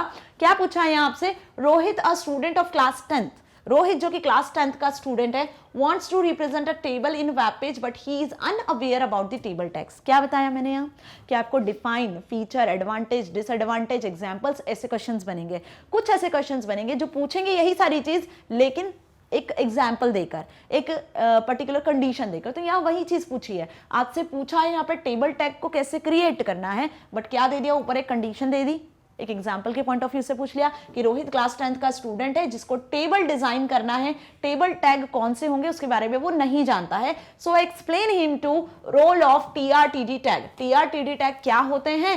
Right HTML code to create a table and show TRTD tag. आपको एक टेबल क्रिएट करना है, एक कोड लिखना है जिसमें आप TRTD टैग के बारे में बताओगे। सो कुल मिला के मेरी बात समझ में आ गई। यहाँ क्वेश्चन क्या पूछा है, अब इसका आंसर देख लेते हैं। तो टीआर और टीडी टैग क्या होते हैं? टीआर टैग होता है टेबल रो को डिफाइन करता है, टीडी टैग टेबल के डेटा को डिफाइन करता है। कैसे? ये हमने एक टेबल समझी, ठीक है। अब यहाँ पर देखो, ये आपने सपोज 4 रो क्रिएट करी, तो ये टीआर टैग की मदद से ही रो क्रिएट होती हैं। ओके, यहाँ पे इन रो को क्रिएट करने के लिए जिस टैग का यूज किया जाता है वो टीआर टैग होता है। अब व्हाट अबाउट टीडी, जिसको डेटा सेल कहा गया है, टेबल डेटा। तो जब कॉलम्स यहाँ क्रिएट होते हैं तो रो और कॉलम के इंटरचेंज से जो पर्टिकुलर ये एक मैं जो ब्लैक कलर से बना रही हूँ ना बॉक्सेस, यही डेटा सेल कहलाते हैं। क्या कहलाते हैं? ये टेबल का डेटा सेल कहलाते हैं। समझ में आ रही है मेरी बात? इस तरीके से तो ये हो गए आपके टीडी टैग से क्रिएट होने वाले डेटा सेल। तो टीडी टैग से ये डेटा सेल क्रिएट होते हैं। और इस तरीके की टेबल कैसे क्रिएट होती है, तो उसके लिए हम टेबल टैग का यूज करते हैं। तो कुल मिला के जो मैंने बात आपको यहाँ पे ये बताई है कि टेबल टैग में आपको टीआर टैग का यूज करना पड़ता है टेबल की रो क्रिएट करने के लिए, इट इज कंटेनर टैग। और इसमें टेबल के डेटा को, कॉलम्स को बेसिकली क्रिएट करने के लिए हम यूज करते हैं टीडी टैग का। मल्टीपल टीडी टैग आप अप्लाई कर सकते हो, ठीक है। फिर टेबल टैग को आपको क्लोज करना होता है। तो कुल मिला के ये फॉर्मेट होता है किसका? टेबल टैग को यूज करने का। ये फॉर्मेट यदि आपको याद है तो अब क्वेश्चन आप कर पाओगे। ध्यान से देखो, HTML कोड लिखना था एक टेबल क्रिएट करने के लिए, तो टेबल टैग को हमने स्टार्ट किया। सबसे पहले आप HTML बॉडी सेक्शन भी लिख सकते हो, क्योंकि टेबल टैग है तो काम की बात मैंने यहाँ एक्सप्लेन किया, लेकिन जब आप लिख कर आओगे तो HTML से स्टार्ट करना। ये टेबल टैग स्टार्ट किया और यहाँ पर हमने टेबल टैग को क्लोज कर दिया। अब टेबल लिखनी है, पहली रो क्रिएट होगी टीआरस के, ठीक है। अब यहाँ पे ये पहली रो एंड हो गई, ये दूसरी रो यहाँ क्रिएट होगी इस टीआर से, और दूसरी रो यहाँ एंड हो गई। अब इसमें हमने 3 डेटा सेल को क्रिएट कर लिया है। दिख रहा है आपको जैसे यहाँ पे डेटा सेल क्या क्रिएट किया है? TD1 TD Ajay tag table data next arts, दूसरी रो में अगेन 2 विजय कॉमर्स। तो कुछ इस तरीके से यहाँ पे टेबल क्रिएट होगी इस एग्जाम्पल से। क्या? टेबल टैग से तो एक टेबुलर स्ट्रक्चर क्रिएट होगा। अब यहाँ पे TR 2 बार यूज हुआ है ना, तो 2 रो यहाँ क्रिएट होंगी। क्या क्रिएट होंगी? 2 रो यहाँ टेबल में क्रिएट हो जानी है। अब देखो TD टैग कितनी बार यूज हो रहा है? 1 2 3, हर एक रो में 3 बार TD टैग यूज हुआ है। तो मतलब यहाँ आपके जो कॉलम्स क्रिएट होंगे वो 3 कॉलम्स क्रिएट हो जाएंगे। पहला TD टैग में जो वैल्यू होगी वो होगी 1 टेबल डेटा सेल में, दूसरी जो वैल्यू होगी वो होगी अजय। ये पहली रो की बात हो रही है, ये पहली रो की बात हो रही है। तीसरी जो होगी वैल्यू वो होगी आर्ट्स। इसी तरीके से दूसरी रो की बात कर लें तो दूसरी रो में देखो 2 विजय और कॉमर्स, ये इसकी वैल्यू हो जाने वाली है। सो कैसे क्रिएट हुई टेबल समझ में आ गया, बेसिक स्ट्रक्चर क्या है वो क्लियर हो गया। फाइन। अब यदि यहां पर इस क्वेश्चन में TH टैग पूछा जाता तो आपको टेबल की हेडिंग क्रिएट करनी थी। क्या क्रिएट करनी थी? टेबल की हेडिंग। तो आप एक और TR टैग लगाते हैं और उस TR टैग में TH टैग में आप मेंशन करते हैं roll number, TH tag close कर देते हैं, फिर आप मेंशन करते हैं नेम स्टूडेंट का, ठीक है। तो हेडिंग क्रिएट होती। देन आप इसी तरीके से मेंशन करते हैं TH टैग में स्ट्रीम, ओके, और फिर TH टैग को हम क्लोज कर देते हैं। देन यहाँ पे आप TR टैग को क्लोज कर देते हैं। तो ये जो रो बन जाती है सबसे ऊपर वाली फर्स्ट रो, वो हेडिंग रो हो जाती है, जहां पे जो आप लिखने वाले हो वो बोल्ड वे में शो होता, लाइक रोल नंबर, नेम और स्ट्रीम। ठीक है, मेरी बात समझ में आ गई कि TH टैग की मदद से हेडिंग्स क्रिएट होती हैं, TD टैग की मदद से आप टेबल का डेटा क्रिएट करते हो, और TR टैग की मदद से ये 3 रो यहाँ पे क्रिएट हुई है। सो TH टैग का यूज भी मैंने यहाँ बता दिया। ओके, तो TH, TR, TD ये 3 मेन इंपॉर्टेंट टैग होते हैं। ओके, इन पर बेस्ड क्वेश्चन जरूर बनता है एग्जाम में। Now next question number 19, which attribute are necessary, which attributes are necessary to insert drop down list in HTML page? HTML page में drop down list को create करने के लिए कौन सा टैग नेसेसरी होता है? तो ड्रॉप डाउन लिस्ट आप समझ रहे हो, जैसे अभी हमने रेडियो बटन्स देखा वैसे ड्रॉप डाउन लिस्ट की यहां बात कर रहे हैं। तो इनपुट टैग का ही यूज किया जाता है। किसका? इनपुट टैग का ही। किस में? फॉर्म टैग में, क्योंकि फॉर्म में ही आप ड्रॉप डाउन लिस्ट क्रिएट करने वाले हो। ड्रॉप डाउन लिस्ट भी समझ लो भाई पहले कैसे, है ना। सो ये समझ लो कि ड्रॉप डाउन लिस्ट होता क्या है पहले। सपोज फॉर्म में यहाँ पे आपको कोर्स दिया हुआ है और कोर्स की आपको यहाँ एंट्री करनी है, और इस तरीके से यहाँ आपको एरो एक दिख रहा है। तो क्या समझ में आता है कि हम इस एरो पे क्लिक करेंगे तो नीचे एक लिस्ट खुलेगी जहां पे आपको कोर्सेज दिख जाने, like BCA, MCA, BSc, MSc, इस तरीके से, है ना। ये हमें समझ में आया। तो जैसे ही आपने इस पे क्लिक किया, जैसे ही आपने इस पर क्लिक किया तो आपके सामने ये लिस्ट ओपन हो गई और यहाँ से फिर आप अपने अकॉर्डिंग जो भी कोर्स आपको सिलेक्ट करना है वो आप इनपुट कर सकते हो। सपोज एमसीए सिलेक्ट करना था, ये सिलेक्ट कर लिया तो वो यहाँ पे भी शो हो जाता है जो आपने सिलेक्ट किया। ये चीज हमें अच्छे से पता है, जब भी आप कोई फॉर्म फिल करते हो तो इस तरीके का लिस्ट आपको दिखता है इनपुट देने के लिए। तो इसी को बेसिकली क्या कहते हैं हम, ड्रॉप डाउन। ड्रॉप डाउन मतलब जब इस पे क्लिक करोगे तो drop down list, this is drop down list खुलेगी। इस लिस्ट को यदि आपको HTML फॉर्म में क्रिएट करना है तो उसके लिए आपको किस टैग का कौन सा एट्रीब्यूट का यूज करना होगा, ठीक है। तो जैसे अभी हमने देखा था फॉर्म टैग में इनपुट में हमने रेडियो को यूज किया, बिल्कुल उसी तरीके से फॉर्म टैग में इनपुट में टाइप में आप ड्रॉप डाउन को यूज कर लोगे तो एक ड्रॉप डाउन लिस्ट क्रिएट हो जाएगी और बाकी के एट्रीब्यूट कुछ इस तरीके से होंगे। सो यहां देखो नेम में आपको ऐड कर देना internal name to the field so that the program which handles the form can identify the field. Size में आपको एंटर कर देना that it defines the number of items to be visible when user click on drop down box. जब user इस पे click करे तो कितने आइटम्स विजिबल हो, तो वो आइटम्स आपको यहाँ साइज में मेंशन कर देना है, 5, 6, 8, 10 लिस्ट के कितने आइटम होंगे। Multiple, it allows for multiple selection, यहां से आप मल्टीपल सिलेक्शन भी कर सकते हो, आप एमसीए बीसीए को भी सिलेक्ट कर सकते हो। तो मल्टीपल सिलेक्शन के लिए भी आप यहाँ पर एट्रीब्यूट दिया हुआ इसका यूज कर सकते हो। वैल्यू, वैल्यू मतलब कि क्या शो होगा एक्चुअल, ठीक है। तो यहाँ पे आप जिस आइटम को शो करवाना है उसकी वैल्यू भी शो करवा सकते हो। फाइन, तो समझ में आ गया। कुछ यही पॉइंट्स होंगे, यही एट्रीब्यूट्स होंगे जो ड्रॉप डाउन लिस्ट के लिए जरूरी होंगे। Next that is section C. अब सेक्शन सी पर हम आ गए जहां पे मिलेंगे आपको short answer type questions. Short answer type questions मतलब 3 मार्क्स के अकॉर्डिंग आपको अब क्वेश्चंस को कैसे लिखना है वो सीखेंगे। ओके, चलो देखते हैं क्वेश्चंस। ओके, सो क्वेश्चन 20 है, explain any 3 net etiquettes used in online communication. Online communication में 3 नेट एटिकेट्स के बारे में आपको लिखना है। मतलब कि जब आप घर में रहते हो, स्कूल जाते हो, अपने फ्रेंड्स के साथ में रहते हो तो आप किस तरीके से बिहेव करते हो, किन मैनर्स में आप बातें करते हो, कैसा आपके एटिकेट्स होते हैं जो हम नॉर्मली फॉलो करते हैं। बिल्कुल उसी तरीके से जब आप इंटरनेट पे सोशल नेटवर्किंग साइट्स का यूज करते हो, पोस्ट करते हो, कुछ कमेंट करते हो, तब आपका बिहेवियर कैसा होना चाहिए, तब आप किस एटिकेट में किस मैनर में रहते हो ऑनलाइन भी, वही सारे एटिकेट्स को आपको यहाँ पर इस आंसर में लिखना है। फाइन, सो मेरी बात समझ में आ गई। So net etiquettes refers to on internet net etiquette और the use of good manners in online communication. Online communication में जिस तरीके के मैनर्स को आप यूज करते हो, स्पेसिफिकली गुड मैनर्स को नेट एटिकेट्स में रखा गया है। जैसे ईमेल, फॉरम, ब्लॉग्स और सोशल नेटवर्किंग वेबसाइट्स जब हम इनका यूज करते हैं, at that time such etiquettes are important to be used as online communication is non-verbal, क्योंकि online communication generally non verbal होता है। तो नॉन वर्बल कम्युनिकेशन में आप फेस टू फेस इंटरैक्ट नहीं कर पाते हो, राइट। तो वहां पे प्रॉपर गुड मैनर्स को फॉलो करना बहुत जरूरी होता है। तो इंटरनेट पे जिन गुड मैनर्स को एटिकेट्स को आप फॉलो करते हो, तो इंटरनेट का नेट और गुड मैनर्स एटिकेट्स का आपका एटिकेट्स मिलकर बन गया नेट एटिकेट्स। अब 3 क्या नेट एटिकेट्स है वो आपको लिख देना है। First, the provided information should be accurate and the fact should be checked before giving any advice. जब आप किसी को एडवाइस दे रहे हो ऑनलाइन, ठीक है, या कुछ इन्फॉर्मेशन प्रोवाइड कर रहे हो, कोई पोस्ट या कोई कमेंट कर रहे हो, आप जो भी सोशल नेटवर्किंग वेबसाइट या कुछ ईमेल कर रहे हो, तो ये जरूर ध्यान रखें कि आपकी इन्फॉर्मेशन एक्यूरेट हो। जो एडवाइस आप दे रहे हो वो एडवाइस को देने से पहले आप चेक कर लें, ठीक है। दूसरा, online study resources should be used to support learning in ethical manner. Okay, एक एथिकल मैनर में ही आप जितने भी ऑनलाइन रिसोर्सेज हैं उनको यूज करें। Healthy discussions are to be promoted to get the most out of online forums. Okay, जो भी discussions करते हो आप, जिस भी सपोज कोई ई ग्रुप क्रिएट किया हुआ है ना, कोई मैसेजिंग बोर्ड का आप यूज कर रहे हो जैसे forums वगैरह, तो वहाँ पे healthy discussions करें। सो ये कुछ नेट एटिकेट्स थे, 3 नेट एटिकेट्स लिखने थे, 3 मार्क का क्वेश्चन था।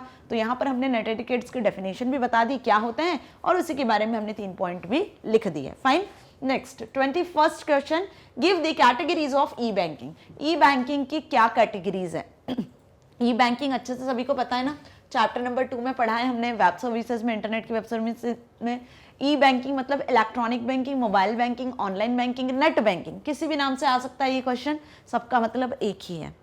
वो बैंकिंग जो आप इलेक्ट्रॉनिक मींस का यूज करके, मतलब आप कंप्यूटर, लैपटॉप, पीसी और इंटरनेट टेक्नोलॉजी की मदद से करते हो, है ना। मतलब आपको बैंक जाने की जरूरत नहीं होती है, आप 24/7 आवर्स बैंकिंग कर सकते हो, अपने बैंक के साथ में कम्युनिकेट कर सकते हो with the help of computer, laptop, PC और इंटरनेट टेक्नोलॉजी, जिसको हम ई बैंकिंग कहते हैं। अब यहाँ पे दो कैटेगरी में ई बैंकिंग को रखा गया है। पहली क्या, जिसमें आप ट्रांजेक्शन्स कर सकते हो, मतलब कि आप मनी को विड्रॉल कर सकते हो, डिपॉजिट कर सकते हो, किसी और के अकाउंट में ट्रांसफर कर सकते हो फंड को। ओके, तो ये ट्रांजेक्शनल हुआ। अब सेकंड हम बात कर लेते हैं नॉन ट्रांजेक्शनल। तो नॉन ट्रांजेक्शनल कैटेगरी में क्या आ जाएगा, नॉन ट्रांजेक्शनल कैटेगरी में आ जाएगा आपका, आप अपनी पासबुक को चेक कर रहे हो, ठीक है, बैंक ने क्या इंश्योरेंस स्कीम्स निकाली है या लोन लेना है आपको, तो सपोज आपको क्या इंफॉर्मेशन की नीड है, तो जब आप बैंक को व्यू करते हो, जब आप कोई ट्रांजेक्शन नहीं कर रहे हो, जस्ट है ना, बैंक की पॉलिसीज वगैरह के बारे में जान रहे हो, अपने पासबुक के बारे में जान रहे हो, बैलेंस चेक कर रहे हो, सो ये जो चीजें हैं जो ट्रांजैक्शन से रिलेटेड नहीं होती है वो नॉन ट्रांजैक्शनल कैटेगरी में आती है। सो ई बैंकिंग दो कैटेगरी में यहाँ ब्रॉडली डिवाइड किया गया है ई बैंकिंग को, which are as transactional, it involves performing financial transactions. अब क्या एक्टिविटीज आ गई इसमें, electronic fund transfer, bill payment, loan application and repayment, buying investment products. Okay, so समझ में आ गई आपको बात कि ट्रांजैक्शनल में क्या क्या एक्टिविटीज हो सकती है जिसमें मनी इन्वॉल्व होती है, जिसमें आप फंड को एक्चुअली ट्रांसफर कर रहे होते हैं। नॉन ट्रांजैक्शनल में it involves viewing bank statement, जिसमें आप बैंक स्टेटमेंट को चेक करते हो। Non transactional activities are first account balance viewing, आप अपना अकाउंट बैलेंस देख रहे होते हो, बैंक स्टेटमेंट को डाउनलोड करना, चेक बुक ऑर्डर करना, चेकबुक ऑर्डर करना, suppose provision for account bank statement. Okay, so ये आपके नॉन ट्रांजैक्शनल हो गए, नाम से समझ में आ रहा है, जिसमें कोई फाइनेंशियल ट्रांजैक्शन इन्वॉल्व नहीं होता है। Okay, 22nd question, body tag लिखा हुआ है या सिलेक्टर हम बात कर ले, क्योंकि कर्ली ब्रेसेस आपको यहां पर दिख रहे हैं, तो सीएसएस का क्वेश्चन है ये। बॉडी सिलेक्टर कर्ली ब्रेसेस से स्टार्ट करके एंड किया हुआ है। Okay fine. अब इसमें प्रॉपर्टी यूज की हुई है बैकग्राउंड इमेज, और बैकग्राउंड इमेज प्रॉपर्टी का यूज किया गया है, मतलब कि हम वेब पेज के बैकग्राउंड में एक इमेज सेट करना चाहते हैं। वो इमेज कहाँ है, उसका यूआरएल आपने दिया हुआ है, उस इमेज का नाम दिया हुआ है, वो सिस्टम में आपकी learn.gif से सेव है, स्टोर है। ओके, सेकंड प्रॉपर्टी देखो, सेमीकोलन से आप सेकंड प्रॉपर्टी सेट कर रहे हो, बैकग्राउंड रिपीट। बैकग्राउंड रिपीट का मतलब होता है कि ये जो इमेज आप सेट करने वाले हो learn.gif image as a background HTML page के अपने वेब पेज पे, तो ये जो इमेज है वो रिपीट होगी, है ना, वॉलपेपर के फॉर्मेट में जो आपका बैकग्राउंड होगा वेब पेज का, वहां पर रिपीट होगी इमेज, अगर शॉर्ट इमेज होगी तो, और रिपीट होगी तो इसकी वैल्यू यहाँ पे लिखी हुई है रिपीट एक्स। क्या लिखी है, रिपीट एक्स। अब इस क्वेश्चन का मतलब समझ में आना चाहिए आपको कि यहाँ पे बैकग्राउंड से रिलेटेड क्वेश्चन पूछा है। क्या पूछा है, in reference with the above CSS code explain the uses of background repeat property. सबसे पहले तो आपको यहाँ पे बैकग्राउंड रिपीट प्रॉपर्टी के बारे में बताना है। Also mention the different values, क्या बोला है, also mention the different values that can be used for background repeat, और इस बैकग्राउंड रिपीट की वैल्यू यहाँ रिपीट एक्स है, इसके अलावा और कौन कौन सी वैल्यू है जो आप सेट कर सकते हो। तो पहले तो समझ ले इस रिपीट एक्स का मतलब क्या होता है। अब मैथ में सभी एक्स एक्सिस वाई एक्सिस को तो जानते हैं ना, जानते हैं, तो एक्स एक्सिस का मतलब क्या हो रहा है, यहाँ पर हॉरिजॉन्टली हम बात कर रहे हैं, ठीक है, और वाई एक्सिस का मतलब क्या हो रहा है, यहाँ पर हम वर्टिकल की बात कर रहे हैं। तो जो भी वेब पेज है उस वेब पेज में यदि हॉरिजॉन्टली कोई इमेज रिपीट होती है, हॉरिजॉन्टली सपोज ये कोई इमेज है हमारी, ठीक है, अब ये इमेज आपकी रिपीट हो रही है इस तरीके से, तो ये हॉरिजॉन्टली रिपीट हो रही है, मतलब यहाँ पर हमने वैल्यू एक्स सेट किया है, रिपीट एक्स। और जब यही वैल्यू, यही इमेज आपकी वर्टिकली रिपीट होती है, इस तरीके से वर्टिकली रिपीट होती है, तो यहाँ हम वैल्यू सेट कर देते हैं रिपीट वाई। तो मेरी बात समझ में आ गई, क्या समझाया मैंने, बैकग्राउंड रिपीट इमेज की प्रॉपर्टी की मदद से आप बैकग्राउंड में इमेज को रिपीट करवा सकते हो, आइदर हॉरिजॉन्टली और वर्टिकली, ठीक है। तो यहाँ पे इसकी जो वैल्यूज है उन्हीं को इस क्वेश्चन में डिस्कस करना है, रिपीट एक्स, रिपीट वाई, है ना, इस तरीके से इसकी वैल्यूज होती हैं। क्या होती हैं अभी क्वेश्चन में समझेंगे अपन। आंसर देखो कैसे लिखोगे इस क्वेश्चन का, with reference to the given CSS code, the inserted background image learn.gif will repeat horizontally on the browser screen। ये हमने देख लिया, इस कोड से हमें ये समझ में आ गया कि ब्राउजर की स्क्रीन पर learn.gif वाली जो इमेज है वो हॉरिजॉन्टली रिपीट होगी, विच प्रॉपर्टी, यहां पर बैकग्राउंड रिपीट प्रॉपर्टी की मदद से। अब इसकी चार वैल्यूज क्या क्या होंगी, क्योंकि क्वेश्चन में हमसे पूछा है also mention the different values, तो चार वैल्यूज क्या क्या हो गई देख लो। तो बैकग्राउंड रिपीट, रिपीट एक्स लिखा, तो हॉरिजॉन्टली इमेज रिपीट हुई। जब आपने रिपीट y लिखा बैकग्राउंड रिपीट में तो इमेज वर्टिकली रिपीट होगी।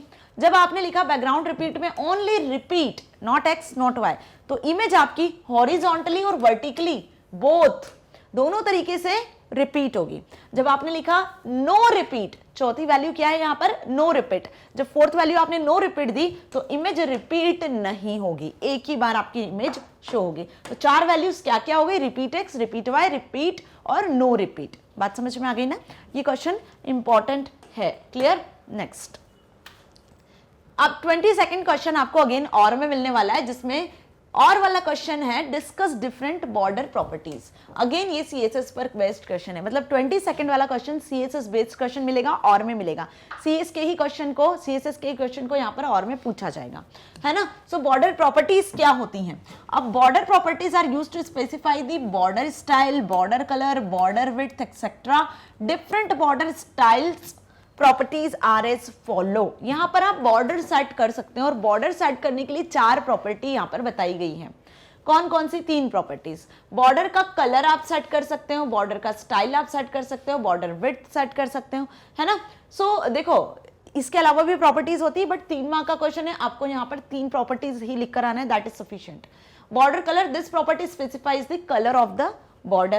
Border style, this property specify whether a border should be solid, dashed line, double line or any other color possible, any other style possible। मतलब जो border होगी वो इस तरीके से शो होगी या फिर डॉटेड वे में बॉर्डर बनने वाली है, ठीक है। सो ये चीज आप स्पेसिफाई कर सकते हो बॉर्डर स्टाइल में, या फिर इस तरीके से आप बॉर्डर बनाने वाले हो तो ये आपका बॉर्डर का स्टाइल हुआ, डैश्ड, डबल, सॉलिड, ओके।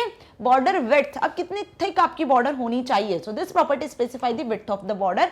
यहाँ पर आप बॉर्डर विड्थ में वैल्यूज नंबर्स में दे सकते हो, px पिक्सल में, पॉइंट्स में भी दे सकते हो, फाइन। सो बॉर्डर प्रॉपर्टी से रिलेटेड ये 3 प्रॉपर्टी हम सेट कर सकते हैं। सो और का क्वेश्चन भी क्लियर। नाउ 23rd क्वेश्चन क्या दिया हुआ है यहाँ, right any 2 effects of digital divide. Digital divide के 2 इफेक्ट यहाँ समझाने हैं। तो देखो 2 इफेक्ट पूछे हैं, 3 मार्क का क्वेश्चन है, मतलब कि यहाँ पे 1.5 मार्क्स के अकॉर्डिंग आपको लिखना है। तो पॉइंट लिख कर आना सफिशिएंट नहीं होगा, आपको पॉइंट को एक्सप्लेन भी करना पड़ेगा।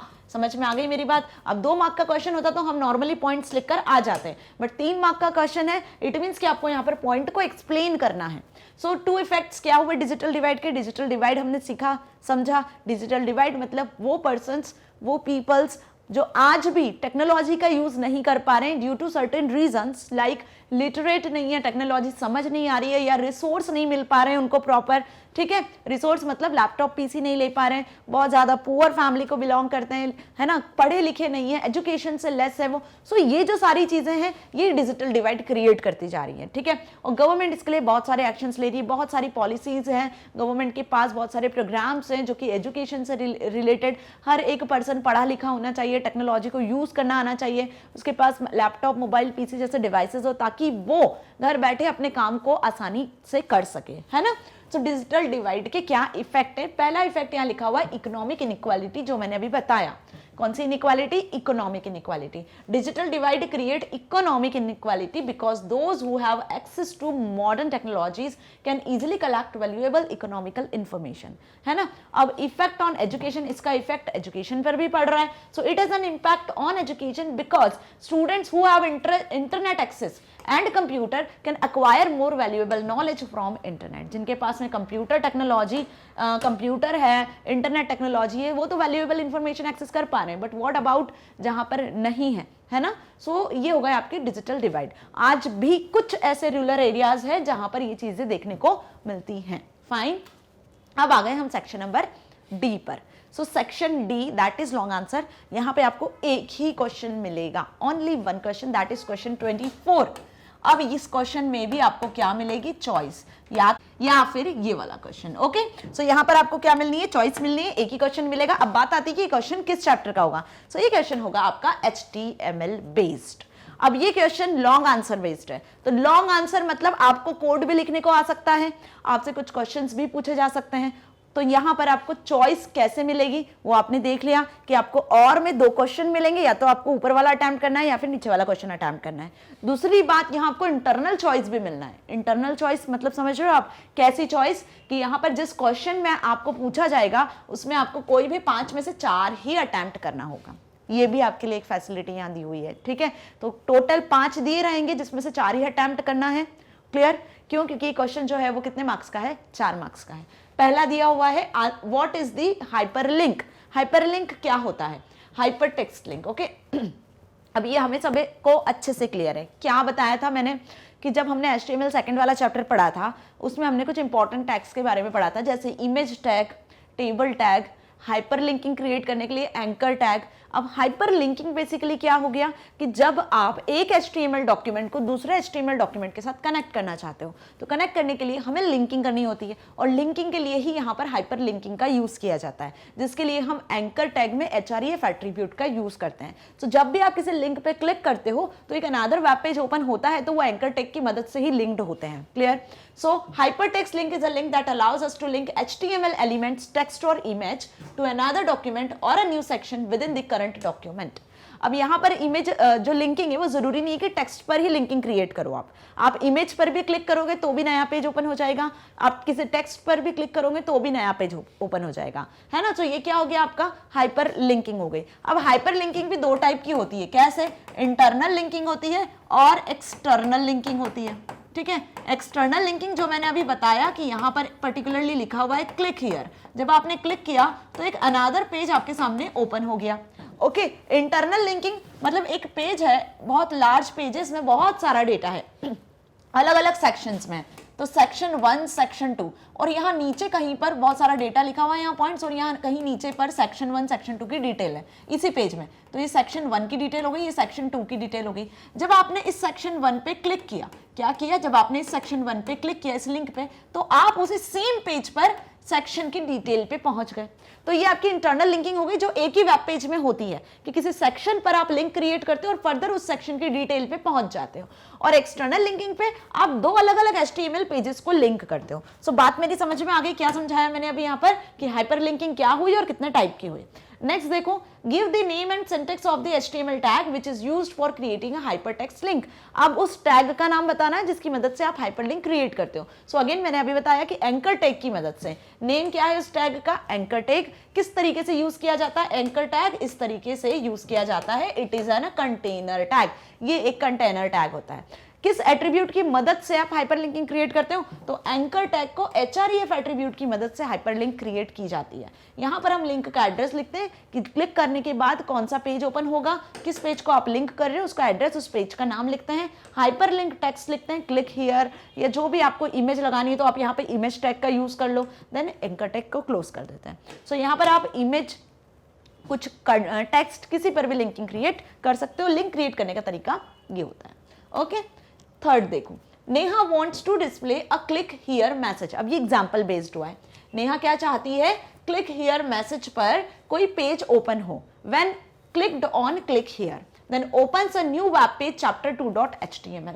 Right the syntax of HTML command she should use. मतलब कुल मिलाकर कि नेहा इस तरीके से चाहती है जब कोई भी यूजर क्लिक हियर पे क्लिक करे तो चैप्टर 2 वाला पेज है, ये पेज ओपन हो जाए, इसका टेक्स्ट दिखे, ऐसा चाहती है। तो इसके लिए क्या करना है आपको? हाइपरलिंकिंग क्रिएट करना है। तो क्या कोड लिखोगे आप? तो आप यहाँ पर इस लिंक को क्रिएट करोगे किस टैग की मदद से? इस लिंक को हम क्रिएट करेंगे एंकर टैग की मदद से, और href एट्रीब्यूट में इस पर्टिकुलर वेब पेज का एड्रेस लिख देंगे। इसे ही ओपन करना है ना, व्हेनेवर वी क्लिक हियर, जब जैसे आप क्लिक करो तो ये वाला वेब पेज ओपन हो जाए, और इस वेब पेज का नाम क्या होगा? Chapter 2.html। ठीक है, सो ये आपने यहाँ पर मेंशन कर दिया। समझ में आ रहा है? क्लियर? तो एंकर टैग की मदद से हमने ये लिंक क्रिएट किया और href एट्रीब्यूट में हमने इस पर्टिकुलर पेज का एड्रेस लिख दिया। तो कोड क्या हो जाएगा आपका? देखो, कोड आपका कुछ इस तरीके से होगा, href equals to chapter 2.html, click here content होगा, टेक्स्ट होगा जिसपे क्लिक करोगे आप, और एंकर टैग को क्लोज कर दिया। Okay, clear? Next, on the same web page, इसी सेम वेब पेज पर जहां पे क्लिक हियर लिखा हुआ है, Neha whose email is neha@xyz, wants to display a contact us message which when clicked upon the email program and allow the user to send email to Neha, write the syntax of the HTML command she should use. उसी same page पर जहां पर उसने क्या किया है, जहां पर उसने क्लिक हियर लिखा है, क्लिक हियर लिखने से चैप्टर 2 वाला वेब पेज ओपन होगा, चैप्टर 2.html नाम का वेब पेज ओपन होगा जब यहां क्लिक करेंगे। अब इसी सेम वेब पेज पे उसने कॉन्टैक्ट अस, क्या कॉन्टैक्ट अस, यहां कुछ डेटा होगा, सपोज कॉन्टैक्ट अस पर एक लिंक क्रिएट कर दी। अब यहां तो वेब पेज ओपन हो रहा था, लेकिन कॉन्टैक्ट अस पे जैसे क्लिक करोगे तो आप ईमेल सेंड कर सकते हो नेहा को, ठीक है। तो यहां पे जैसे क्लिक करोगे तो आप ईमेल वाले पेज पर पहुंच जाओगे जहां पे टू, फ्रॉम और ईमेल आप प्रिपेयर करते हो, देन सेंड बटन होता है, तो आप यहां पहुंच जाओगे जैसे कॉन्टैक्ट अस पे क्लिक करोगे। तो ठीक है, यहां पे क्या क्रिएट करना है, हमें ईमेल का लिंक क्रिएट करना है, जिसके लिए आप एंकर टैग का यूज करोगे। लिंक तो होगा लेकिन वेब पेज ना खुलने की जगह क्या खुलेगा, मेल बॉक्स खुलेगा जिसके थ्रू मेल कर सकते हो, है ना। सो इसके लिए हम क्या यूज करेंगे, यहां पर मेल टू फंक्शन का यूज कर लेंगे। किस फंक्शन का, मेल टू फंक्शन का। किसके अंदर यूज करोगे, href एट्रीब्यूट में। href एट्रीब्यूट में यहां हमने वेब पेज का नाम लिखा था, यहां पे href एट्रीब्यूट में आप मेल टू फंक्शन का यूज कर लोगे एंकर टैग के। कैसे, ये देखो, A tag, anchor tag, href attribute, mail to function का यूज कर लिया जिसमें मेल आईडी लिख दिया, ठीक है, जिसके थ्रू आप नेहा को मेल कर पाओगे। कॉन्टैक्ट अस पे लिंक क्रिएट होगा, जैसे ही कॉन्टैक्ट अस पे क्लिक करोगे आप, जैसे यहां पे क्लिक करोगे तो क्लिक करते से ही पर्टिकुलर ये ईमेल अकाउंट खुल जाएगा और अपने ईमेल अकाउंट के थ्रू आप नेहा को मेल टू फंक्शन के थ्रू मेल कर पाओगे। सो दोनों तरीके की लिंकिंग हमने इस क्वेश्चन में देख ले कि नॉर्मल लिंकिंग करना है किसी अदर पेज की तो हम सिंपल href में उस पेज का एड्रेस लिख देते हैं, उस पेज का नाम लिख देते हैं जिस नाम से उस पेज को क्रिएट किया। और यदि आपको ईमेल के थ्रू लिंकिंग क्रिएट करनी है, ईमेल के साथ लिंकिंग क्रिएट करनी है तो मेल टू फंक्शन का यूज कर लेते हैं href एट्रीब्यूट में ही। ओके, नेक्स्ट फिफ्थ दिया हुआ है, explain the use of the target attribute in the hypertext link tag.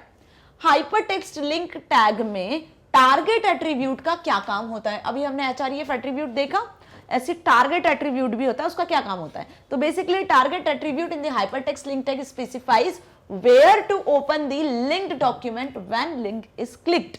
जैसे लिंक पे आप क्लिक करोगे तो कहां पर पर्टिकुलर लिंक डॉक्यूमेंट ओपन होगा, टारगेट क्या होगा वो स्पेसिफाई करते हैं हम। फाइन, सो क्लियर हो गया अच्छे से कैसे करना है आपको क्वेश्चन के आंसर्स को अटेम्प्ट।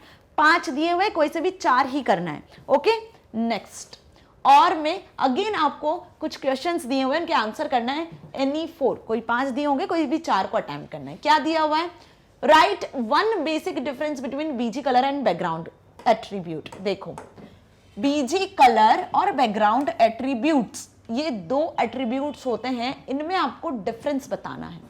अब बीजी कलर और बैकग्राउंड एट्रीब्यूट, आपने एट्रीब्यूट की बात हो रही है, मतलब हम यहाँ HTML टैग की बात कर रहे हैं। किस टैग में आपने ये 2 एट्रीब्यूट देखे हैं, तो ये हमने देखे थे बॉडी टैग में, ठीक है। और इन दोनों के क्या डिफरेंस है वो हमें बताना है। टेबल टैग के भी ये दोनों एट्रीब्यूट होते हैं। किन दोनों टैग के होते हैं, बॉडी टैग के भी आपको बैकग्राउंड और बीजी कलर एट्रीब्यूट मिलते हैं और टेबल टैग के भी मिलते हैं, दोनों में ही सेम मिलते हैं, बट इनका काम भी दोनों में सिमिलर ही होता है।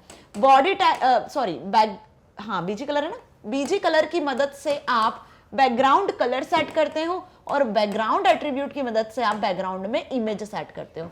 यहां पर यदि आपको बैकग्राउंड कलर सेट करना है तो आप बैकग्राउंड कलर सेट कर सकते हो। जैसे सपोज ये हमारा वेब पेज है और इसका बैकग्राउंड कलर आप चाहते हो ग्रीन सेट करना, क्या चाहते हो आप, इसका बैकग्राउंड कलर ग्रीन सेट करना चाहते हो, तो यहां पर आप जिस एट्रीब्यूट का यूज करोगे वो क्या हो जाएगा, यहाँ पे जिस एट्रीब्यूट का हम यूज करेंगे वो क्या हो जाएगा, ये आपका ग्रीन कलर बैकग्राउंड में सेट हो जाएगा। ठीक है, क्या कैसे सेट हो गया, क्या लिखा आपने यहाँ पर आपने लिखा बीजी कलर, क्या लिखा आपने यहाँ पर, BG colour is equals to green. जब इस तरीके से आप लिखोगे किसी भी एट्रीब्यूट में, या तो आप बॉडी टैग में लिखो या टेबल टैग में लिखो, टेबल टैग में लिख दोगे तो टेबल का बैकग्राउंड ग्रीन सेट हो जाएगा, बॉडी टैग में लिख दोगे तो पूरे पेज का बैकग्राउंड सेट हो जाएगा। फाइन, मेरी बात समझ में आ गई कि कलर सेट करना है तो हम बीजी कलर का यूज करते हैं। अब यदि बैकग्राउंड में आपको इमेज सेट करनी है, क्या सेट करना है, बैकग्राउंड में आपको इमेज सेट करनी है, तो जब आपको बैकग्राउंड में इमेज सेट करनी है तो उसके लिए हम क्या लिख देंगे, यहाँ पे बीजी कलर की जगह आप लिख दोगे यहाँ पर बैकग्राउंड ओके और बैकग्राउंड में आप यहाँ पर डबल इन्वर्टेड के अंदर इमेज का पाथ सेट कर दोगे कि कौन सी इमेज है। तो यहाँ पे हमने सपोज मान लिया कि इमेज डॉट जीफ है, ये इमेज डॉट जेपीजी नाम से आपकी इमेज है। तो जैसे ही आप ये लिखोगे तो इमेज सेट हो जाएगी। मान के चलते हैं हम कि कंप्यूटर की कोई सी इमेज है, तो यहाँ पर बैकग्राउंड में कंप्यूटर का इमेज आ जाएगा, फिर इसके ऊपर आप कोई भी कंटेंट क्रिएट कर सकते हो, राइट। ठीक है, यहाँ पे आप कंटेंट लिख सकते हो, बैकग्राउंड में आपका इमेज सेट हो जाएगा कंप्यूटर इमेज। फाइन, तो मेरी बात समझ में आ गई, डिफरेंस क्लियर है। क्या डिफरेंसेस आपको लिखकर आने हैं एग्जाम में?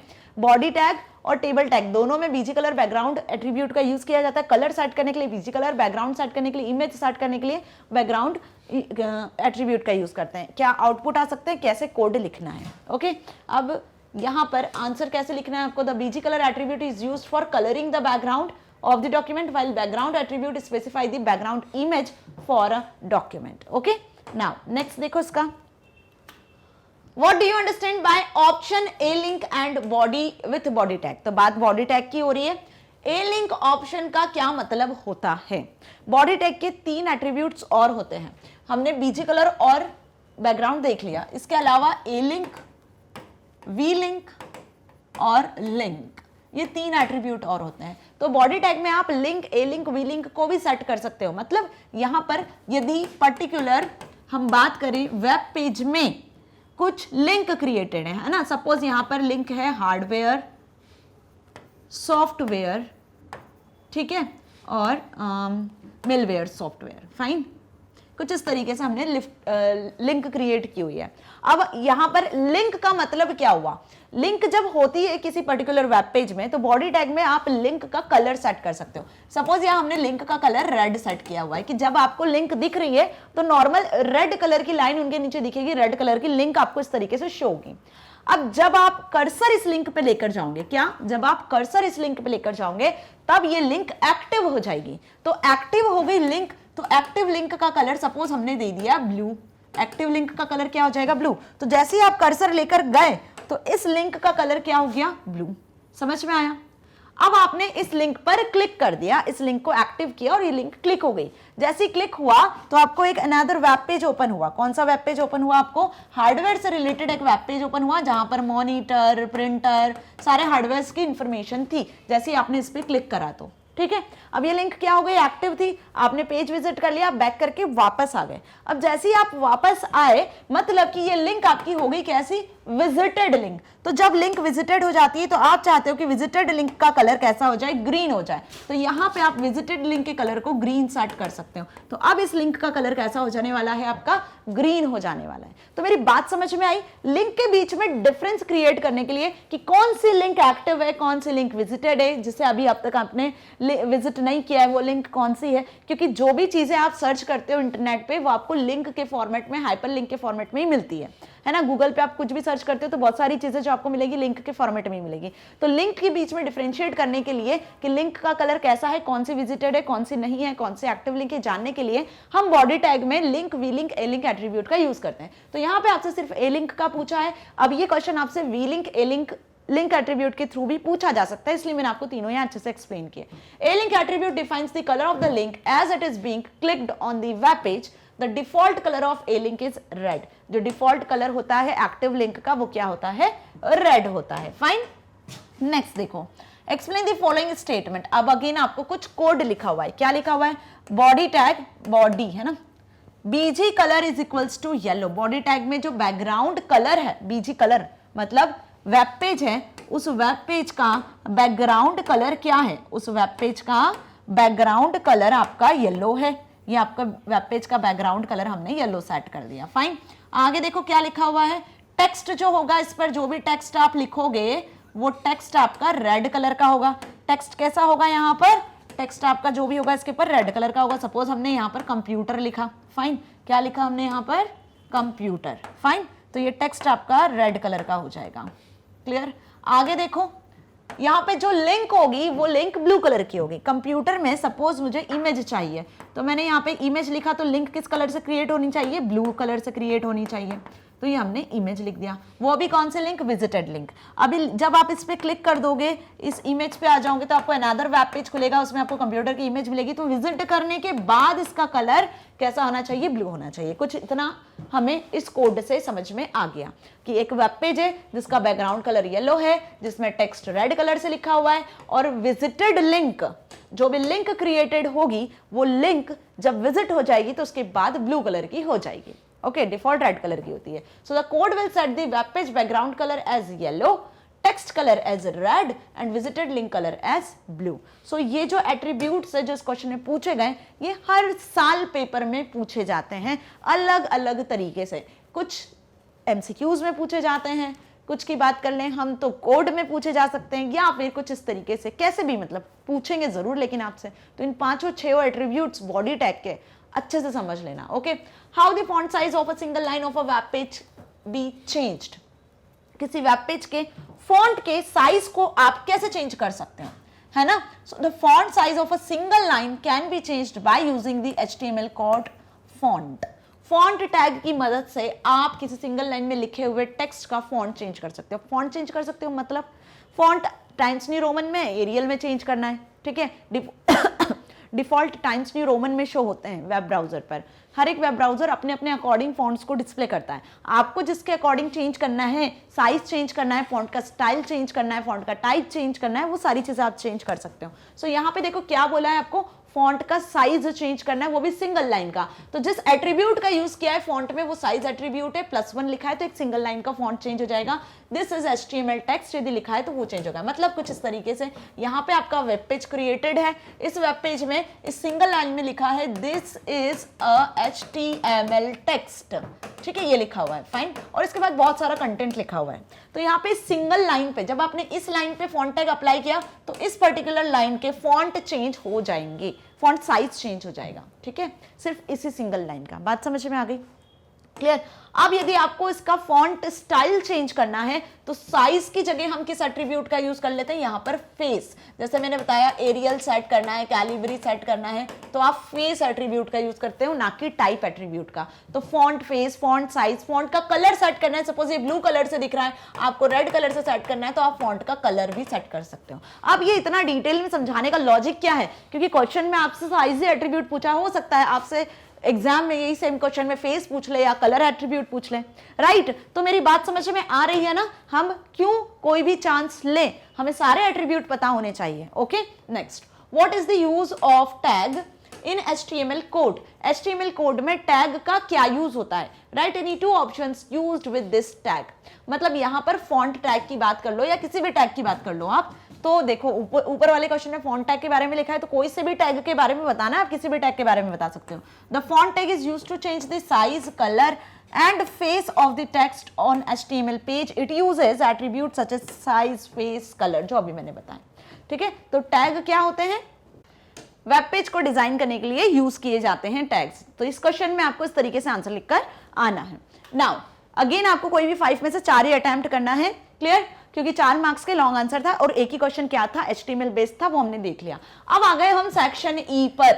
सेक्शन ई मतलब case based question, passage based question या सोर्स बेस्ड क्वेश्चन आपको यहां पर मिलेंगे, ठीक है। कितने मार्क्स के अकॉर्डिंग मिलेंगे, 4 मार्क्स के अकॉर्डिंग। कितने क्वेश्चंस मिलेंगे, 2 केस स्टडी आपको यहां पर मिलेगी। सो दोनों केस स्टडी डिफरेंट चैप्टर्स की होगी। पहला क्वेश्चन होगा यहाँ पे case study 1, that is HTML based, ठीक है। अब क्या केस स्टडी दी हुई है, ध्यान से देखो। Mister Das works in a school and he wants to create HTML table. Mister Das school में वर्क करते हैं, ठीक है, और वो HTML टेबल क्रिएट करना चाहते हैं। Help him to complete the code to generate the following table in HTML। HTML में स्टूडेंट टेबल को उन्हें क्रिएट करना है इस तरीके से, ठीक है, और इस टेबल को क्रिएट करने के लिए आपको हेल्प करना है। अब यहाँ पे कुछ स्पेसिफिकेशंस भी दी हुई हैं, क्लियर। कुछ स्पेसिफिकेशंस इस तरीके से हैं, background colour for table row should be red and that for the table should be yellow, ठीक है। टेबल रो के लिए जो बैकग्राउंड कलर है वो रेड होगा और टेबल डेटा के लिए जो कलर है वो येलो होगा। मतलब कि इस पर्टिकुलर टेबल को ध्यान से देखो, इस टेबल में बैकग्राउंड कलर, ये जो टेबल का बैकग्राउंड कलर है वो रेड होगा और यहाँ पे जो टेबल डेटा सेल्स हैं, ये जो सेल्स हैं इनका जो कलर होगा वो होगा आपका येलो, ये आपको सेट करना है, ठीक है। अब टेबल देखकर क्या समझ में आ रहा है आपको कि टेबल कैसे क्रिएट होती है। टेबल के लिए टेबल टैग यूज करते हो आप, टेबल रो क्रिएट करना है तो टीआर टैग का यूज करते हो, है ना। टेबल का डेटा क्रिएट करना है तो हम टीडी टैग का यूज करते हैं। अब इसके बाद वाली स्पेसिफिकेशन दी हुई है, set given heading for table in centre. जो हेडिंग है हमें टेबल की दिख रही है, क्या हेडिंग हमें दिखी यहाँ पर टेबल की, स्टूडेंट टेबल, जो नाम है बेसिकली टेबल का वो सेंटर में शो होना चाहिए वेब पेज के। Okay, next, use table border of size 3, table की बॉर्डर साइज 3 के अकॉर्डिंग होना चाहिए। Use space between cells and cell content, cells के बीच में स्पेस और सेल कंटेंट के बीच में स्पेस होना चाहिए सेट। ओके, अब जो वो सेट कर दे according to them. Now close all tags in correct sequence, और जितने भी टैग्स आपने ओपन किए उनको करेक्ट सीक्वेंस में क्लोज करना है। सो ये बेसिकली स्पेसिफिकेशंस है, इनमें 5 में से कोई भी 4 स्पेसिफिकेशन ही आपको करके आनी है। तो कोड उन्होंने क्या लिखा हुआ है, इन स्पेसिफिकेशन के अकॉर्डिंग आप कैसे हेल्प करोगे, किन एट्रीब्यूट्स का बेसिकली यूज करोगे। सो यहाँ पे कोड भी मेंशन है, फाइन, कोड दिया हुआ है, लेकिन ये जो ब्लैंक स्पेसेस दिख रही है ना, इन्हीं का आंसर आपको इस क्वेश्चन में बताना है कि उन्होंने कोड तो लिखा हुआ है लेकिन आपको हेल्प करनी है कि पर्टिकुलरली यहां पर क्या आएगा। और जितने ब्लैंक्स दिए हुए इनमें से कोई भी 4 ही ब्लैंक का आंसर आपको करके आना है, जो अभी हमने स्पेसिफिकेशंस देखी उनके अकॉर्डिंग। फाइन, तो कोड लिखा हुआ है उस टेबल को क्रिएट करने के लिए, वेब पेज को क्रिएट करने के लिए HTML, देन बॉडी टैग को स्टार्ट किया है। बॉडी टैग में स्टूडेंट टेबल हमें सेंटर में दिख रहा था तो स्टूडेंट टेबल वर्ड यूज किया, हेडिंग H1 के साथ, भाई फर्स्ट हेडिंग लार्ज हेडिंग से शो होना चाहिए हेडिंग, ठीक है। अब सेंटर में शो होना चाहिए according to the statement specification, तो यहां पर आप किस टैग का यूज कर लोगे, सेंटर टैग का यूज कर लोगे। सेंटर टैग कंटेनर टैग होता है, तो सेंटर में H1 हेडिंग में स्टूडेंट टेबल आपको दिखेगा। आगे आ जाओ, टेबल टैग का यूज किया क्योंकि इसके बाद टेबल थी, है ना। टेबल टैग में अलाइन एट्रीब्यूट में हमने सेंटर दिया क्योंकि टेबल भी सेंटर में शो हो रही थी, स्टूडेंट टेबल के जस्ट बीच में नीचे आपको सेंटर में टेबल भी शो हो रही थी, टेबल टैग का अलाइन एट्रीब्यूट यूज कर लिया सेंटर, ठीक है। इसके बाद टेबल की आपको बॉर्डर सेट करनी है और टेबल में जो कंटेंट लिखा हुआ है उनके बीच की स्पेस और एक से ज्यादा सेल्स के बीच की स्पेस वो भी आपको स्पेसिफाई करनी है। तो यहां पर टेबल की बॉर्डर के लिए हमने बॉर्डर एट्रीब्यूट यूज कर लिया और सेल कंटेंट और सेल के बीच के स्पेस के लिए हम यहाँ पर सेल पेडिंग और सेल स्पेसिंग का यूज कर लेंगे। किसका, सेल पेडिंग और सेल स्पेसिंग। तो इसको लिखने से क्या हुआ, ये सेल पेडिंग और सेल स्पेसिंग लिखने से आपको बताती हूं मैं क्या हुआ है, जस्ट बिकॉज यहां पर ये देखो क्या लिखा हुआ है, यहाँ पर ये जो सेल के बीच की स्पेस है ये हो गई आपकी सेल के बीच की स्पेस, तो इसके लिए हमने सेल स्पेसिंग यूज किया। और ये जो सेल कंटेंट के बीच की जो स्पेस है ये हमने 10 सेट करी है, 5 सेट करी है, जिससे सेल स्पेसिंग एट्रीब्यूट की मदद से सेल के कंटेंट के बीच की स्पेस सेट हुई है। समझ में आ गया, सेल स्पेसिंग 2 सेल्स के बीच के डिस्टेंस और सेल पेडिंग जिसमें आप सेल्स देते हो, ऐड करते हो सेल कंटेंट और सेल वॉल के बीच में। ओके, सो डिफरेंस क्लियर है, फाइन। सो सेल स्पेसिंग सेल पेडिंग आपने कहां यूज किया है, टेबल टैग में ही यूज किया है। तो ये हमने 2 स्पेसिफिकेशंस यहां पर देख लिया। ओके, अब आगे देखो, टीआर टैग किसका यूज किया यहां पर, टीआर टैग का, क्योंकि पहली रो क्रिएट करना है। अब रो का कलर कैसा होना चाहिए, बैकग्राउंड कलर रेड होना चाहिए। ये हमें पता है कि टेबल में जो रोज क्रिएटेड है उनका बैकग्राउंड कलर रेड होना चाहिए। तो कलर सेट करना है, अभी प्रीवियस टू प्रीवियस क्वेश्चन में देखा था, कलर सेट करना है बैकग्राउंड टेबल का, तो जिस एट्रीब्यूट का हम यूज करते हैं वो बीजी कलर होता है। यदि यहाँ पर इमेज होता तो हम बैकग्राउंड एट्रीब्यूट का यूज करते हैं। फाइन, मेरी बात समझ में आ गई। अब यहाँ पे देखो टेबल की हेडिंग थी नेम रोल नंबर क्लास, तो टीएच टैग का यूज कर लिया। ये पहली रो आपकी यहाँ क्रिएट हो गई। दूसरी रो पे आ जाओ, ये आपकी सेकेंड रो है। इस सेकेंड रो में हर एक सेल का डेटा, ये रो का कलर रेड हुआ तो सेल का कलर क्या हो जाएगा, येलो हो जाएगा। तो अगेन बीजी कलर का यूज कर लिया तो सेल का कलर आपका सेट हो गया येलो। ठीक है, यहां भी आपका ब्लैंक स्पेस हो सकता है क्योंकि हर एक सेल का कलर सेट करना है तो वो येलो सेट होना चाहिए। फाइन, इतना समझ में आया। आगे देखो, यहीं पे 4 स्टेटमेंट हो गए, अगर चारों यहीं कर दोगे तो 5th स्टेटमेंट को लिखने की जरूरत नहीं है। कोई भी 5 अटेम्प्ट करना है, जो समझ में आए वही करना। ये थर्ड रो हो गई। थर्ड रो में क्या लिखा हुआ है, BG colour yellow yellow yellow, क्योंकि हर एक सेल का कलर येलो होगा। ताहिर 102 और 7th क्लास का स्टूडेंट है। Now what about the correct closing tags, correct sequence क्या होगा क्लोजिंग टैग का, टेबल टैग हम क्रिएट कर रहे हैं तो सबसे पहले टेबल टैग को क्लोज करोगे बैकस्लैश के साथ, फिर बॉडी टैग क्लोज होगा, then at last HTML tag close होगा। This is the correct sequence. Okay, so मेरी बात समझ में आ गई? कैसा क्वेश्चन आ सकता है? केस बेस्ड क्वेश्चन में कोड भी दिया है, स्पेसिफिकेशंस भी दिया, आउटपुट भी दिया हुआ है, आपको यहाँ पर फिल करना है कुछ इस तरीके से, कोड को कंप्लीट करना है। फाइन, तो कैसा आउटपुट आपको शो होगा according to the specification? According to the specification यहाँ पे आपको आउटपुट शो होगा कि सेल, इसका जो कलर होगा ना वो रेड हो जाएगा। किसका? टेबल का कलर आपका रेड हो जाएगा, लेकिन जो सेल कंटेंट रहेंगे उस सेल का जो कलर होगा वो हो जाएगा येलो। सेल का कलर कैसा सेट हो जाएगा? येलो, मतलब इस सेल का जो कलर होगा वो आपका येलो सेट हो जाएगा। फाइन, ये चीज समझ में आ गई? सेल का बैकग्राउंड, क्योंकि हमने टीडी टैग में येलो कलर बीजी सेट करा हुआ है और टेबल टैग में टीआर टैग में रेड सेट किया हुआ है। Fine, now next question, case study based 2। Answer देख लो भाई, आंसर इस तरीके से लिख कर आना, स्टेटमेंट 1 जैसे दिया है ना वैसे ही आंसर लिख कर आना। स्टेटमेंट 1 में सेंटर टैग यूज करोगे, ठीक है। स्टेटमेंट 2 में बॉर्डर एट्रीब्यूट का यूज करोगे। सेंटर 3 में सेल पेडिंग, सेल स्पेसिंग का यूज करोगे। स्टेटमेंट 4 में बीजी कलर और करेक्ट सीक्वेंस ही होगा। आंसर लिख कर आओगे तो वहीं फिलअप में मत लिखना, प्रॉपर आंसर इस तरीके से लिखना। Question number 26, that is case study 2। अब केस स्टडी 2 बेस्ड है किस पर? ये आपके साइबर एथिक्स वाले चैप्टर पर बेस्ड है, ठीक है। तो यहाँ पर क्वेश्चन आपका साइबर एथिक्स वाले चैप्टर से कुछ इस तरीके से है, एक केस दिया हुआ है, उसको स्टडी करना है, उस पर बेस्ड कुछ 5 क्वेश्चन होंगे, 4 का आंसर करना है। Simple, read the given passage carefully and answer the following questions. Passage based, case based question यहाँ हो सकते हैं जैसे मैंने बताया था, right. So Ritika has recently created her social account. Ritika ने रिसेंटली एक सोशल अकाउंट क्रिएट किया। शी इज वेरी एक्साइटेड और as she waited so long to go online. बहुत एक्साइटेड थी उसके सोशल अकाउंट को लेकर वो, क्योंकि बहुत लंबे समय से वो वेट कर रही थी ऑनलाइन आने के लिए। She has recently also got admission in prestigious high school and does not know many students. Recently उसने एक नए स्कूल में एडमिशन लिया था, प्रेस्टिजियस हाई स्कूल, और वहां पे वो किसी को जानती भी नहीं थी। When she logs into her social media, a few days later, she finds that someone is posting negative. अब कुछ दिनों बाद जब उसने अपने सोशल मीडिया अकाउंट पे लॉग इन किया तो उसने ये देखा कि कुछ निगेटिव कमेंट्स पोस्ट हुए हैं। ओके, डिमीनिंग कमेंट्स थे, कुछ निगेटिव कमेंट्स थे उसके सोशल मीडिया प्रोफाइल पर। She is also getting repeated mails. उसने ये भी देखा कि उसके ईमेल अकाउंट में कुछ मेल्स बार बार रिपीट हो रहे हैं। रिपीटेड मेल्स भी आ रहे हैं, कहाँ से? फ्रॉम अननोन पीपल, जिनको वो जानती नहीं है, वहां से उसको अननोन मेल्स भी आ रहे हैं। So whenever she goes online, she is trolled by multiple unknown people. जब वो ऑनलाइन आती तो इस तरीके के उसको मैसेजेस मिलते, इस तरीके के कमेंट्स मिलते हैं। ओके, सो ये केस हमने स्टडी किया। अब ऐसे केसेस नॉर्मली बढ़ते चले जा रहे हैं, देख रहे हैं हम। जितना इंटरनेट टेक्नोलॉजी का आप यूज कर रहे हो, सो बहुत केयरफुली यूज करना है भाई। बहुत सारे ऐसे फ्रॉडुलेंट वेबसाइट्स भी होते हैं, right. Now first question based है, Ritika is a victim of. Ritika किसकी विक्टिम हुई यहाँ पर? तो यहाँ पर फर्स्ट ऑप्शन दिया हुआ है ईवेस ड्रॉपिंग, सेकंड दिया हुआ है प्लेजरिज्म, थर्ड दिया हुआ है फिशिंग एंड डी दिया हुआ है साइबर स्टॉकिंग। ये सारी टर्म्स हमने साइबर एथिक्स वाले चैप्टर में पढ़ी है। सो करेक्ट आंसर यहाँ पे हो जाएगा आपका D, that is cyber stalking.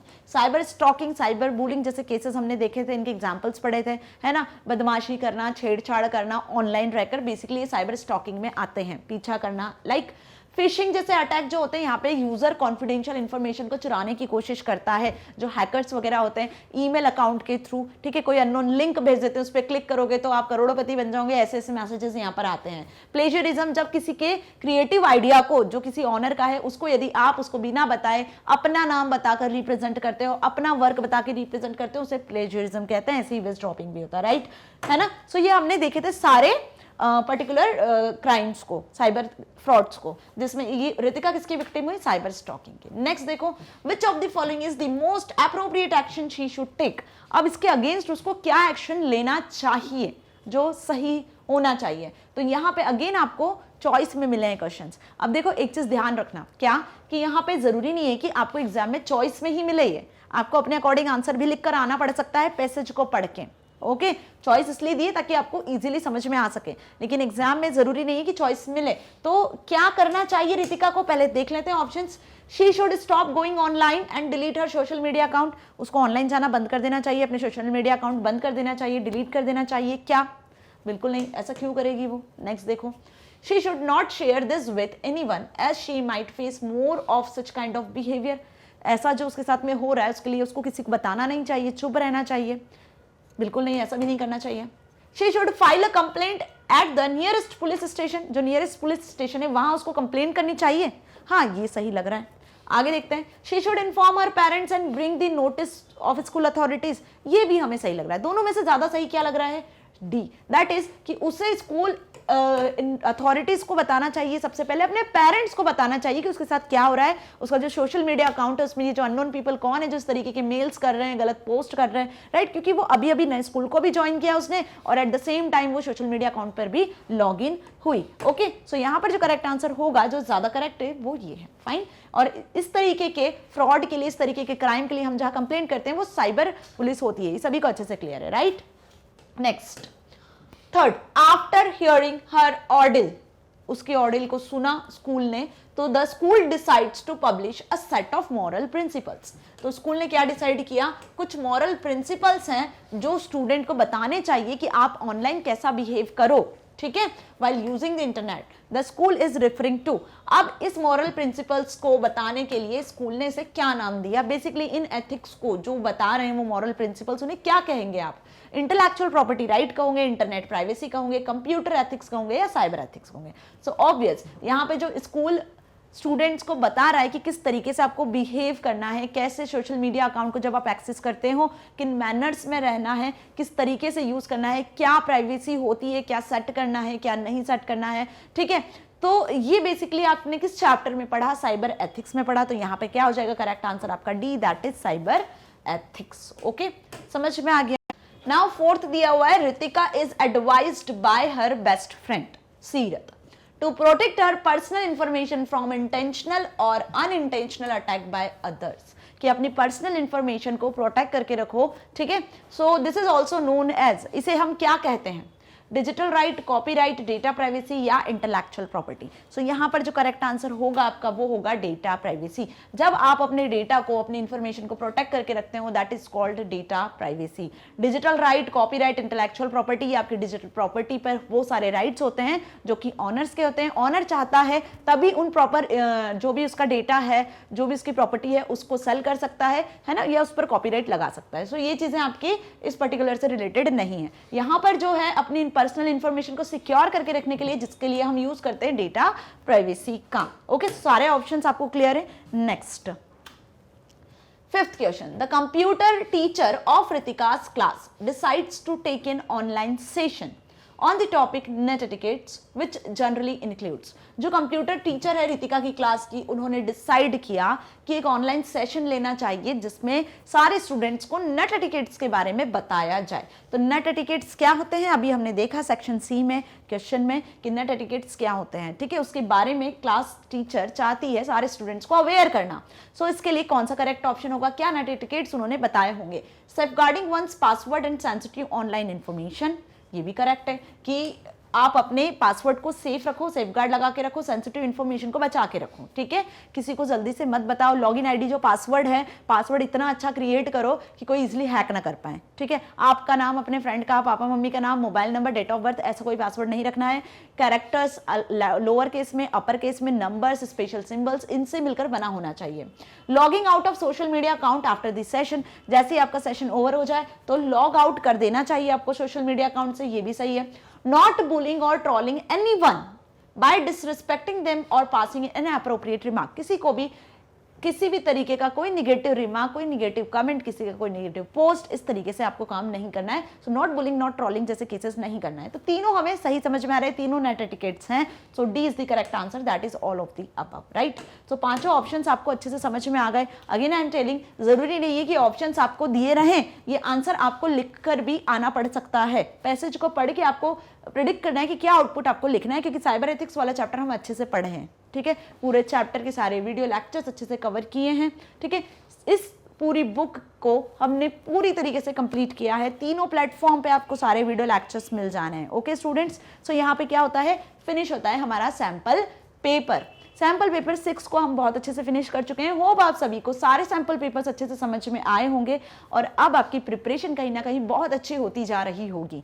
और भी इसी तरीके के सैंपल पेपर्स को हम नेक्स्ट आने वाली वीडियोस में डिस्कस करेंगे स्टूडेंट्स, क्योंकि आपको लेकर आने हैं ना 50 में से 50 मार्क्स। तो बने रहना नेक्स्ट वीडियो में भी इसी तरीके से मेरे साथ, राइट। सो मैग्नेट ब्रेन्स आपको 100% free of cost education provide कर रहा है। ऑब्वियस यहाँ पर आप एक्सेस कर सकते हो सारी वीडियो लेक्चर्स को तीनों प्लेटफॉर्म से, कॉम्पिटिटिव एग्जाम की प्रिपरेशन भी कर सकते हो हाई क्वालिटी एजुकेशन के साथ। बुक्स और ई बुक्स को एक्सेस करना है तो डिस्क्रिप्शन बॉक्स में लिंक है, वहां पे आप बुक्स और ई बुक्स के लिए एक फॉर्म दिखेगा, उसको फिल कर देना, टीम आपसे कंसल्ट करेगी और आप इसी तरीके के सैंपल पेपर्स को बुक्स ई बुक्स के फॉर्मेट में भी एक्सेस इजीली कर पाओगे। सो मैग्नेट ब्रेन्स आपको 100% free of cost education provide कर रहा है ताकि आप अपने एग्जाम में बहुत अच्छे मार्क्स को स्कोर कर सकते हो, साथ ही साथ अपनी लाइफ में कुछ बहुत अच्छा अचीव कर सकते हो।